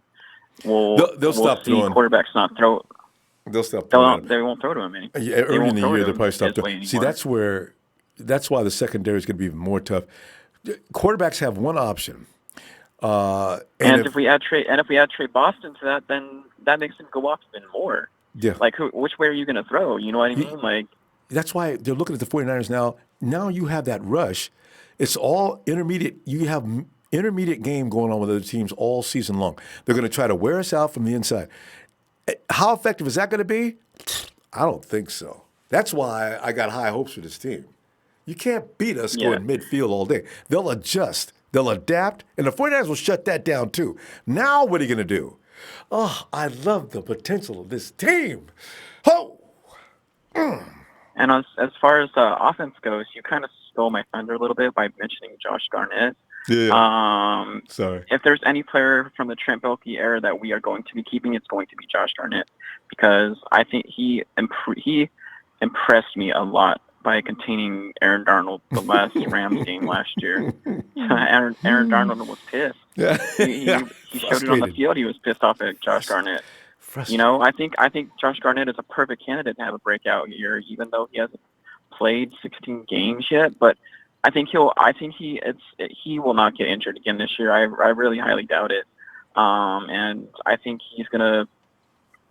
He's a really good run blocker, and he's a really good pass blocker too. Mm-hmm. I think he's gonna do just fine this year, and it's gonna be a breakout candidate as far as our offensive side of the ball goes. And also, Jerick McKinnon. You know, people are writing him off already, and I don't understand that. You've not seen him I even play don't. yet. I don't either. This whole offense is designed around Jerick McKinnon.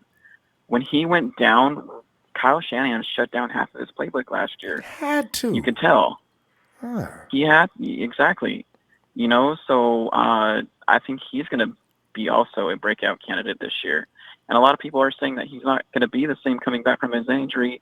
And look at Adrian Peterson. He had the same exact injury and balled out in Washington, despite how shitty they were. What's the running back's name in Minnesota?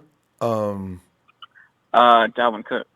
Yeah, Dalvin was kind of quiet last year. I'm not sure what that was about. He was okay. I don't think he did anything great. Well, but, you know. Kirk Cousins is a pass-happy quarterback, so you got to please him with throwing the ball a lot, you know, because they don't rely on their run game very much. That's why. That's true. So Dalvin didn't even get that many carries. And he likes putting up those numbers. Yeah. So he thinks that helps him. Yeah. He passes 5,000 yards, and they still don't make the playoffs. And when they do, he comes out immediately. I should have listened to what everybody was saying. We don't need Kirk Cousins. Okay, now I understand. I fully understand. We don't need Kirk Cousins. Oh, man. Yeah, anyways, that's kind of my 2 cents for tonight, and I would like to get my shout outs out the way real quick. Jersey Joe, first of all, he kind of whines when I don't give him a shout out. Jerry Fresh, shout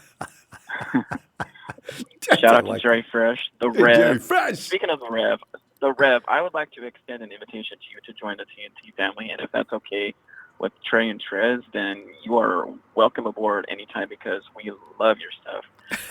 Shout out to the Rev, Trey and Trez, Will, Dre, and all the whole Nighthawk fan club, and shout out to Sheik and Bashar, and you all have a great night. Yeah, you too, Show. Good stuff, man. See you tomorrow if you get some time. All right, you guys, take care. All right. Yeah, there's a big show. Russo. What's up, Ronbo? Russo, man, we're just sitting here having the nerve, as 49er fans, we're sitting here having the nerve after years and years of really having no potential breakout players to talk about breakout players. And Russo, this is like, I feel like I'm in a bizarro world or something, you know? Because when you think about around 2015, people were, NFL analysts and all those talking heads around the league saying, the 49ers, quite frankly, they just don't have any talent. And I sit there and get all mad. And then when I looked at our roster, we got a couple of guys. Now we got plenty of guys. All right, Russo, what do you see, though, from last year or the year before, having a crazy year next year, or this coming up season? I mean, for me, it's honestly not even close. It's Dante Pettis. Like, I think he's gonna I really think he's going to step up and be considered a wide receiver one. Like, not like he's not going to just instantly be Julio or Odell. Like, you don't earn that in a year, but he's going to be like in that AJ Green range where people are like, they naming off 6-7 guys and then they're like Dante Pettis. Like, he's going to be. I think he's going to have a big year this year. That guy that draws fear. Yeah, that's what I want Pettis to be. I think teams have to be scared. They got to try to plan defenses around him. That's when you arrive. Like, Kittle's going to get that next year, but there may be nothing they can do about Kittle. And it was Kittle last year. Yep, last year it was Kittle. Yeah. Did you see that coming, though? I didn't see that coming. Not that. No, I agree. I definitely didn't see that coming, but I saw the player he was. Like, I knew he had that in him. Like, he had some flashes the year before where he was making some plays towards the end of the year. True. But, I mean, it's just like the last few games, sometimes people just have big games, and it can almost mean nothing. Like, you don't know what people are playing for. Like, some guys are playing not to get hurt. Some guys are playing for playoffs. Some guys are playing for contracts the next year. So it's different. But as far as the guy who I fully expect Pettis to have a huge year and really just separate himself from the rest of the wide receiver core. Like, the Shanahan system is always going to be balanced. Like, Julio dominates the touches and he's the clear guy, but there could be 8 different guys who have a catch in the same game and multiple catches. So it's true.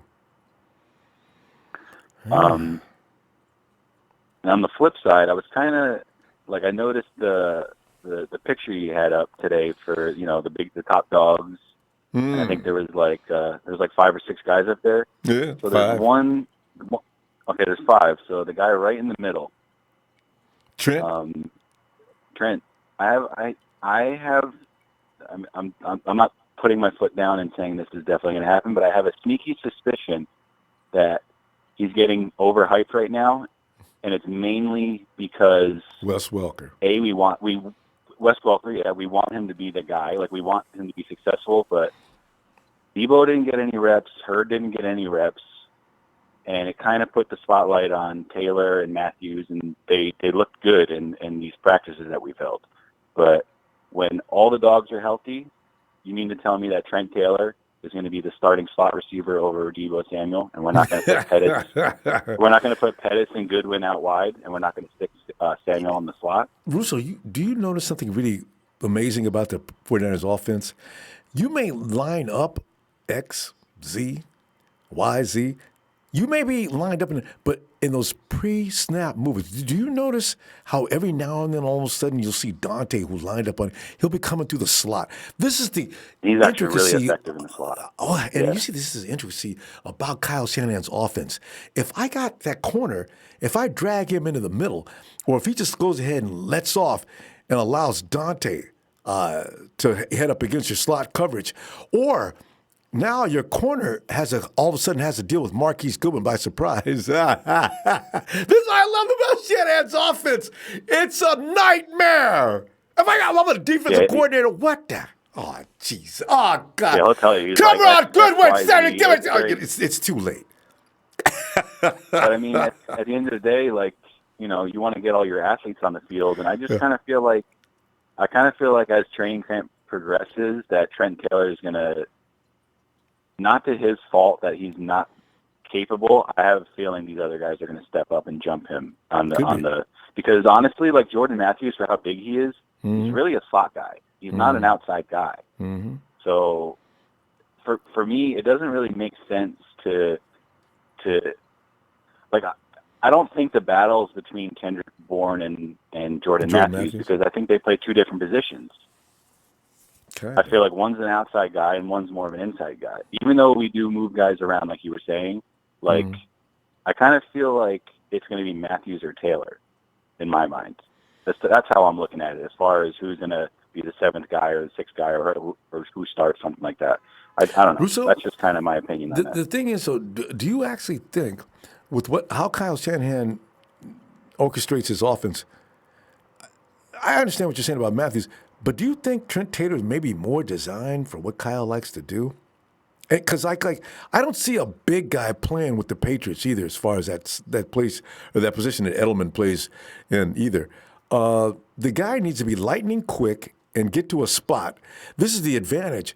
Quick into a position, I need to throw that ball right there, he'll be there.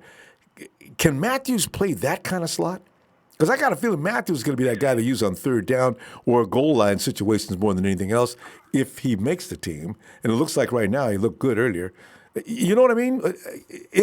I Trent Taylor? completely agree. And my argument to that is that I'm not advocating George Matthews. I'm advocating Deebo Samuel as the slot guy.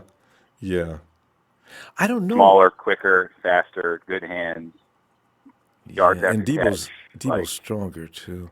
I think Deebo, when he is healthy and he's getting these reps, I think they're gonna. I'm telling you, I have a feeling they're gonna start to move him to the inside. He's not an outside guy. He's tiny. Yeah, he's pretty athletic though, and they want to put him on the outside.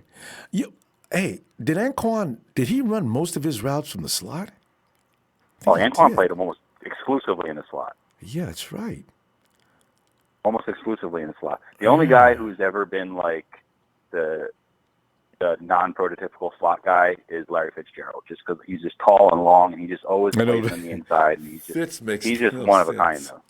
I know. Yeah, he's one of a kind. We're talking Pro Bowl all day. We're talking Hall of Fame coming up too. My God, yeah. Fitz is just a nightmare. So I don't know. I mean, I'm not writing off Trent Taylor, and he's not a Shanahan guy. Shanahan didn't draft him. So he doesn't really have ties to him. Shanahan did draft him, actually. Was that one of his first picks? You're yeah. Right. You know what? You're right. In the fifth round, that was guys. Kittle and Trent, and he loved Trent. In fact, he got rid of Jeremy Curley, remember? You're right. Okay, now I remember. I'm mistaken. So, I half take back what I said, but I don't fully. I actually kind of still think that our best three receivers, I think all said and done, is going to be Pettis, Goodwin, and Samuel. And I think you're going to, mainly run three wide receiver sets. I just kind of think that makes the most sense. I don't know. And watch out for Jalen Hurd, because I got a feeling Jalen Hurd. Oh, he's Shanahan already knows really how he's going to use that guy too. So. Yeah, my college football team is the Tennessee Volunteers, so I've known so about him all about a long Jalen. time ago. Yeah. Oh yeah, and when he transferred out, I was like, what the fuck? Like why? Like what happened? And then I didn't hear about him for about a year, and then I saw him last year all of a sudden playing wide receiver at Barrow. I'm like, oh damn, like he looks way different, and he's actually pretty good. Like so when I saw that we took him, I was like, okay, I already know the kid can play, so Shanahan will figure out how to use him. Yeah, it's a business decision. Jalen figured running backs don't last, wide receivers do. He was getting 25, 30 touches, just like 2-3 yards up the middle, like, and playing these big SEC Alabama defenses, just like, Frank Gore always falling forward, like just always getting the extra half yard, always getting the extra yard. So he knows how to run through tackles and protect the ball, and like he's got that instinct. Another yak, man. 49ers went after all yaks. That's all. If he can't yak, he's got to get back. That's all. I love the thinking. Tough guys. The whole Trey Boston thing, like the dude would definitely help us, and I'm very shocked that he's a free agent. The problem is that he wants to get paid like LaMarcus Joyner and Adrian Amos. He wants a 3-year, $40 million deal. I heard about that. I saw that in the chat. It's the first time I heard about probably worth it. Yeah, he's probably worth it. But he's not going to. He's not going to fall. That's going to be bad for us. I'm telling you. We're trying. Well, no, it's not going to be bad for us, because if he does, Prague is going to show him the door as soon as they walk in. That's not going to happen. There's no way they're going to pay him that kind of money. If they were going to pay that kind of money, they would have already paid it for a couple of those other guys who are available, including So yeah. What do you do? Like if we get him for a way better price, maybe a 2-year, $20 million deal. Yeah. Here's what Russo, they're going to look at him and say, listen. It seems like we're committing money to, like, I just kind of want to see what we have with these other guys. And I don't know. It's just, it worries me that we're not going to be able to lock up Buckner and Bosa and all these guys. That's what I was Kittle, going to say. Like, you got to worry about these other young kids. And also, I tell Trey, it's almost August and you're unemployed. So I don't think that you're in a position here to ask for mad money. Why don't we give you, I'm not paying anymore. I'm not paying anymore. Prove it deals. Okay, you don't have to prove anything, but you are going to have to take a little bit off of that salary you're talking about. And that's what was going to end up happening to Trey, no matter where he goes. So are you wanting Trey Boston, or do you want to see what we have with the safeties? I wanted Trey Boston when I first heard he was a free agent. I didn't even know, and then I watched the weeks go by, and I said, "Wait a minute, what's up with Trey Boston? Nobody wants him. How come?" And then I got curious. I can't find anything negative. I don't know why. It's the money. It is the money, though. Because everybody spent their money, and he wants to get paid like one of the the 3 to 6 safety range. Those guys that were getting 3 years, $40 million. Well, he's not Earl Thomas. I mean, he's good, but I don't know if he should be. No, he literally wants Joyner and Amos money, and Joyner put in a lot of years and proved his worth. Amos kind of came on the scene quickly, so I kind of consider him and Amos in the same category as far as like. What their worth is, like production and the amount of years they put in. So, and we're not that hard up to that position yet. I mean, the 49ers probably don't think that way. You know what I mean? Right. So, hey, Russo, we're out of time here. Hey, Russo, let's see where that situation goes. We heard about it today. Let's see what happens tomorrow. We may make that a focal point tomorrow. But anyway, great to hear from you, fam. Let's talk tomorrow. All right, bro. Have a good night. You too. All right, sounds good. Trey Boston has got to be the NFL mystery. Shoot, Trey got abused a year before. He gave him a $1 million contract in Arizona. So it's no wonder he's running around talking about mad money. I don't know. Anyway, thanks, fam. You like that hat? Hey, is this 2 years ago? Yeah. This is 2017. Yeah. Draft night. Thanks, fam. Hey, Steve Fox says, hey, I hope Jimmy G lights the NFL on fire, gets MVP. Wouldn't that be awesome? You're talking about a breakout player. G goes ahead and gets the MVP. What? Great. Andre Smith, what's up? Gibson, here we go. Robbo looking clean and all that white. Man, does red look good with white? Thanks, Gibster. Poppy Pablo X, what's up? Talking Man 78 says, what's up, Talking Man? And Douglas Williams, hey, what's mighty empire? Yes. And millionaires and billionaires, 49er gang for life playoff bound and laying all you busters down with hollow point rounds.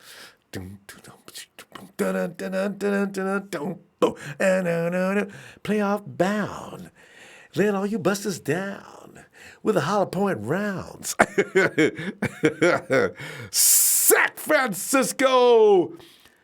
The same naysayers will all switch sides when Jimmy G come out and show why he is a franchise QB. Bushrod Boone. Sub Bravo, stay screaming it like you mean it. Niners!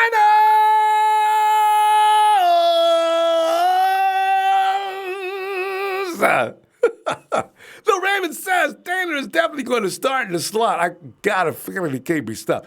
I don't know what Wes Welker's doing to him, but he's going to alter his game. So I see Trent being scary this year, actually. Russo's got a point, though. I don't know if he's going to win the slot. But you got to figure, you look at Debo just coming in the league, he's not quite ready yet. He's got to come in and get his feet wet. Jordan Matthews has been around, but I don't think he's Kyle's kind of guy for the slot. He probably use him on occasion, for advantages against certain kind of slots. We'll see. That's a tough call to make right now.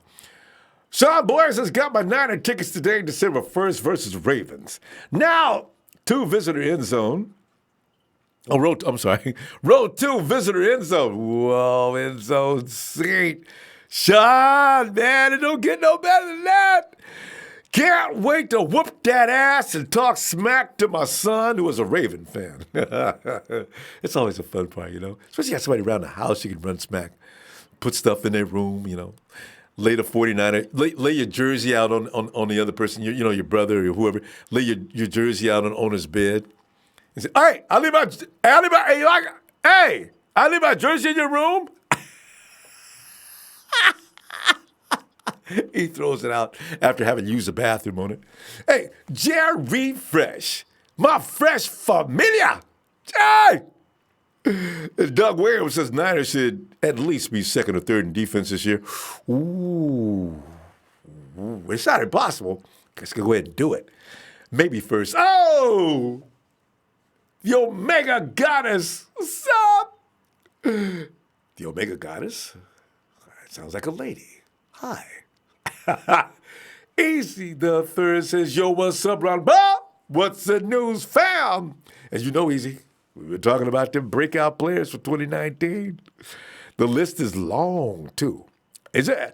Actually, it's 6 deep. I was just thinking about it. I only put 5 out there. There's more, too. I got a couple more, too. But, they're not getting the ink yet. And 49 Lakers says Fred Warner and Eric Armstead for breakout players. See, easily you could put their names on that list. Eric may have had one last year to some degree, but not highlight real breakout. He's better than that, He was good at setting the edge. He stopped the run. He did a good job for us in that. I want to see Eric Armstead make the whole package. We know he can stop the run. I want Eric to choke a quarterback down on a regular basis. Tongan Man says, my linebacker prediction, Quan. WLB. Oh, Will linebacker, I'm sorry. Quan, the Will linebacker, Warner, the Mike linebacker, and Elijah Lee. Sam. There's going to be some competition in Sam. You got about 3 guys. Because, we don't forget about Nzocha. And also you got Jerry Greenlaw. And then, of course, Elijah Lee can be involved in that package as well. There's another guy. Was that Shazier or something like that? Yeah. We got people to look at. Preseason's going to be, boy, them cool preseason games. Deion Johnson, what's good? I'm ready for the season already, but no love for Bosa at all. Oh, you going to like, Deion, you probably going to learn to like Bosa later. A lot of people didn't like Bosa coming in to begin with, but I got a feeling your mind going to change later. Sports Rebuild TV, this is Trey Boston wants Earl Thomas money. And Sports Rebuild TV, we just talked about that. And I guess that has to be the issue because it's not his playing ability. He can play. But if he's going to come in asking for that kind of money, he's going to have a little problem with that.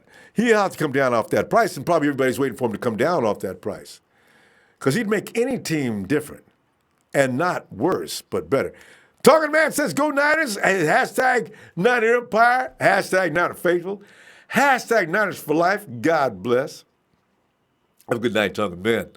Mario P, what's up, 49ers fam? Bleep the rest, especially if you're in here hating. We get those people. And Texas boy don't miss a show, do we? What? Don't let Dallas get a whooping this year. We get to play them in preseason. Oh, hell. The chat's going to be live that night, boy. And even if it is preseason. No matter when you play the Dallas Cowboys, it's not, where ain't nobody playing. It's always serious. And Ralph, is it Ralph Claude or, Ralph Claudio Jr. Ralph Claudio Jr. Claudio. We need Trey Boston and Colbert along with Sherman and Verrett. And good defense will be solid on offense. It's really up to Jimmy G because our offense is solid.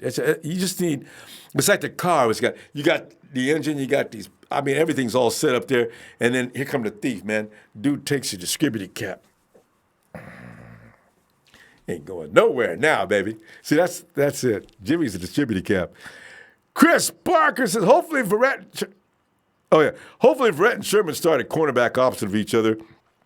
With everybody else batting for starting job on the inside. Actually, K-Wan says ain't going to be no argument as far as the slot goes. You know what, K-Wan, I'm serious. K-Wan, as far as PFF goes, you know K-Wan's a bad dude. K-Wan didn't give up bleep last year. Every now and then I think he got hurt, but very seldom. So there's no vacancy in there either. You either beat out Verrett, because you ain't beating out Sherman. You got to beat out Verrett or sit down and watch the game. That's cold. But yeah, maybe they rotate you in if somebody gets tired. Celestial Scripture says Sherman plus healthy plus something to prove plus incentive-laden contract equals Sherman domination. I like that a lot. Anthony Baker says, go ahead and wrap it up like a burrito. Hey. Now, I had too much chorizo, huh? Hi. That's good. Right there. Anthony Baker says, go ahead and wrap. Oh, that's what we just did. G. Smith, what's good, Robert? Happy to see you doing your thing, man. Thanks, G. Boom, Gomez, what's up? Trey from VA, excited for DJ Reed. Same people who want a DJ Dub want to sign Boston. The thing is, ain't nobody running away from competition for Dub. If they come in and take Dub's job, Jimmy probably the first one to tell you, yeah, go ahead. I'm here to play, So, because I got to see, man, time is coming soon.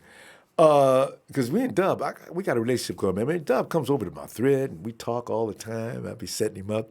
Haters coming in, Dub be jumping on the haters. I love that dude, man. Dude was like talking about, man, J-Dub, man, let's face it, man. Dude was a first-round bust. Dub comes in out of nowhere. So what I got to do to get you to buy my jersey?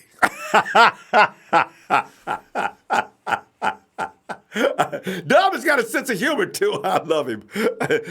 J-Dub Club is alive and well. Ralph Claudio Jr. Claudio says, Niners have the best looking colored uniforms on game days. We kicking ass this year. Though West is ours again. 3 straight divisions coming. With the age of that team, and I figure Jimmy G's going to be solid till shoot. He don't have to go to Tom Brady's 40, but Jimmy come out there till he's 35. Do you know how many? That's 9 years. 9 straight years. All he got to do is put pieces around him. Woo! Dominic, what's up?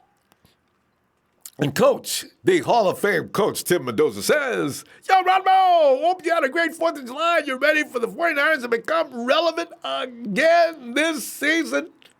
I'm so ready. Go Niners! And David Kudajar says, hey, sup? Hope all is well, David. It's going great, man. Paul Salvage, a sweet jersey. Hey, I got G10. I don't know, we got any compliments on that, man. Thanks, fam. Says, got my red Jimmy G and just ordered my white Bosa. There you go. Got it. Mills McEnroe, don't sleep on Ronnie Blair. I like as much. See, the defensive line, I don't know who's leaving. They can't keep all them dudes, but we don't have any really bad defensive linemen this year. Did you notice that? Every last one. And they talk about Sheldon Day may not make the team. He's on the bubble. Sheldon Day is a good football player. I mean, when I seen Russell Wilson, and Russell was not playing, Sheldon was after him. Wilson had his head back, and he was jamming. And Sheldon was just, and I said, Russ better be glad that Sheldon didn't catch him at that speed. If you run 5 or 6 yards, 10 yards in a straight line, and a man grab you that weighs 200, I don't know how much Sheldon weighs, but it's well over 240 pounds, right? And he slammed down on you boy.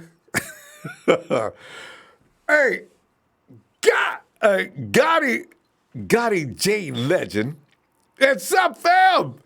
In San Francisco, the message says, I want Eric Armstead to build on his most healthy season from last year. And on the offense, my breakout player has to be Jet McKinnon. That whole playbook was made for him. Hope he stays on the field. See, I don't want to say, now Kyle Shanahan looks at Tevin, and he says, Tevin, you know what? I'm going to interchange you and Jared because you guys both know what we're doing here. And we're going to make it. I'm going to put you guys in some situations where I want movement in my backfield and everything like that. And they're not going to know where you're coming from at any time. In fact, Jarek knows how to throw the ball. What we may design is a play where Derek does get the snap. Jimmy pitches it to him. Instead of him running the ball, Tevin, you're going to be circling around. Come right across the middle of the field. Derek's going to hit you with a dime right across the middle. You take that ball for as long as you can run. And I can, Kyle Shanahan has a way of telling you how many yards you're going to get. Remember that story George Kittle told George what to do? Zoom. I think you can take that at least 40 yards. Do you know George ran 40 yards to the yard? Kyle Shanahan is not a normal human being. This is why I say there is the team, but the advantage is Shanahan. That's your advantage right there. Oh, my God, and you built this team that he knows how to manipulate it. Damn. Just blessed to Ronbo, fam. So many watching and so few likes. Deb, is that right? Because I can't see it. Fam, can I get a like? I can't. Thanks. Jamel Fagan, what's up? Jashawn Page. What's up, Jashawn? Yes, we are almost there, aren't we? Hey, there's Tony Culp. I'm not seeing it in a while. The Culp family is not insane like some of us are. They take a little bit of the season off and have some fun and stop stressing and go out and enjoy your life. This is, at some point, fam, you and I could be on medication because we don't know when to quit. Lottie's. She says, what do you think? Tony goes on to say, what do you think the 49ers record will be against the NFC West? Will we win the West? I need to understand. They've got me confused. Why do people say the Rams are so bad? Why are they supposed to be? Because they won last year? Their roster doesn't tell me that I need to be afraid of them. And the Hawks, if they lose one more player, they could be on their way to the basement. Russell Wilson cannot beat a team by himself. So, but Pete Carroll is apparently proved to me he's a good coach. I got to wait on this, Tony. Antoine Battle says our breakout players will be Solomon. You got J-Dub out there. Oh, I love it. Solomon, J-Dub, Spoon. The pass rush will be heavily improved, which means coverages will be tighter. And I'm calling Witherspoon with a pick in our first 3 games. I'm telling y'all, man, look out for Kello, man. That kid that wouldn't turn his head last year and looked all confused, he's coming in with a whole other mindset. Writers have always said that's the best-looking player in the secondary. I don't know what they're looking at. I'm just saying. I'm repeating what they said. Let's see if that carries over next month. Because Verrett is coming back next month. And you know what? Here's the thing I predict. Verrett doesn't come in busting ass for me. He doesn't win, right? Because it takes him a little while to get back up to speed. Kello starts the season, does so well.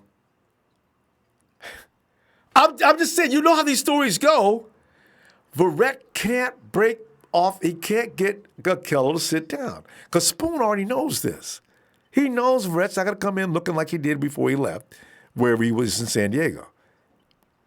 Now, I know now it's still the L.A. Chargers, but still, look out. And Dre said, Ronbo, man, stop that, man. You blah, blah, blah. Dre, I'm telling you, look out. 49ers Empire Niners will be playoff team, no doubt. And Roderick Foster says, what's up, Ronbo? Shreveport, Louisiana. 318 or Niner. Gang. Sup, Roderick? And Jordan Kelly says, Ronbo Sports, in hindsight, what could have our squad gone with a healthy Jimmy G? 8-8, 9-7, 10-6. Last year's schedule was not as difficult as this year's schedule. 8-8 would have been the floor. We'll put it that. The 49ers could have pulled off 10 last year. Now, they lost 1 out of 3 before Jimmy went down. But Jimmy and that offense was starting to click. Now, the problem with last year was the defense wouldn't have let us get past 10. Oh, that defense is designed to get you past 10 now. Oh, yeah. Who? And Mike Vick Jr. says, late, but I'm here. But hey, Mike, good to see you, fam. And Mr. Block Eyes 22 said, what's up, Ronbo Sports? One love in Akron, Ohio. What's up? Breakout from me. The running backs go out. All the running backs, right? Because, fam, you look at Matty B, he could set the table for the 49ers because that zone blocking system is going to get better than it was last year. Matty B looked good in it last year. They get the ball now. You go see. Boom. I love the way he just glides along. And defenders are just sort of fading into the picture. Finally, a cornerback or a safety comes over and helps get Matty B down, or a linebacker that happened to be downfield. You know, it's so fun to watch him run that stretch. I'm going to tell you right now, Devontae Freeman was a master of that, right? I got a feeling Matty B, and you can get mad at me if you want to and tell me that the red and gold glasses need to be changed, a prescription. I got a feeling Matty B can possibly has more potential in that stretch than Freeman. I'll say it right now.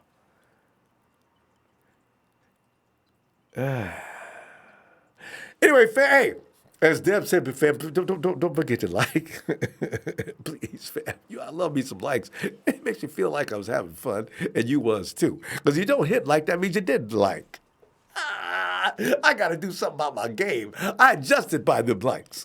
Appreciate you, fam. Monday Night Raw. See you tomorrow.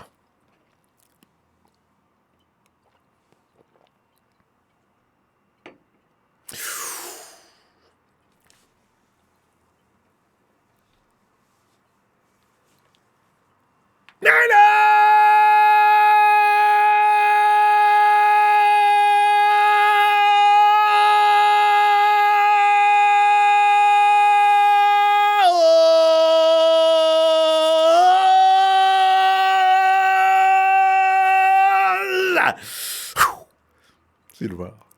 Alisa, see you.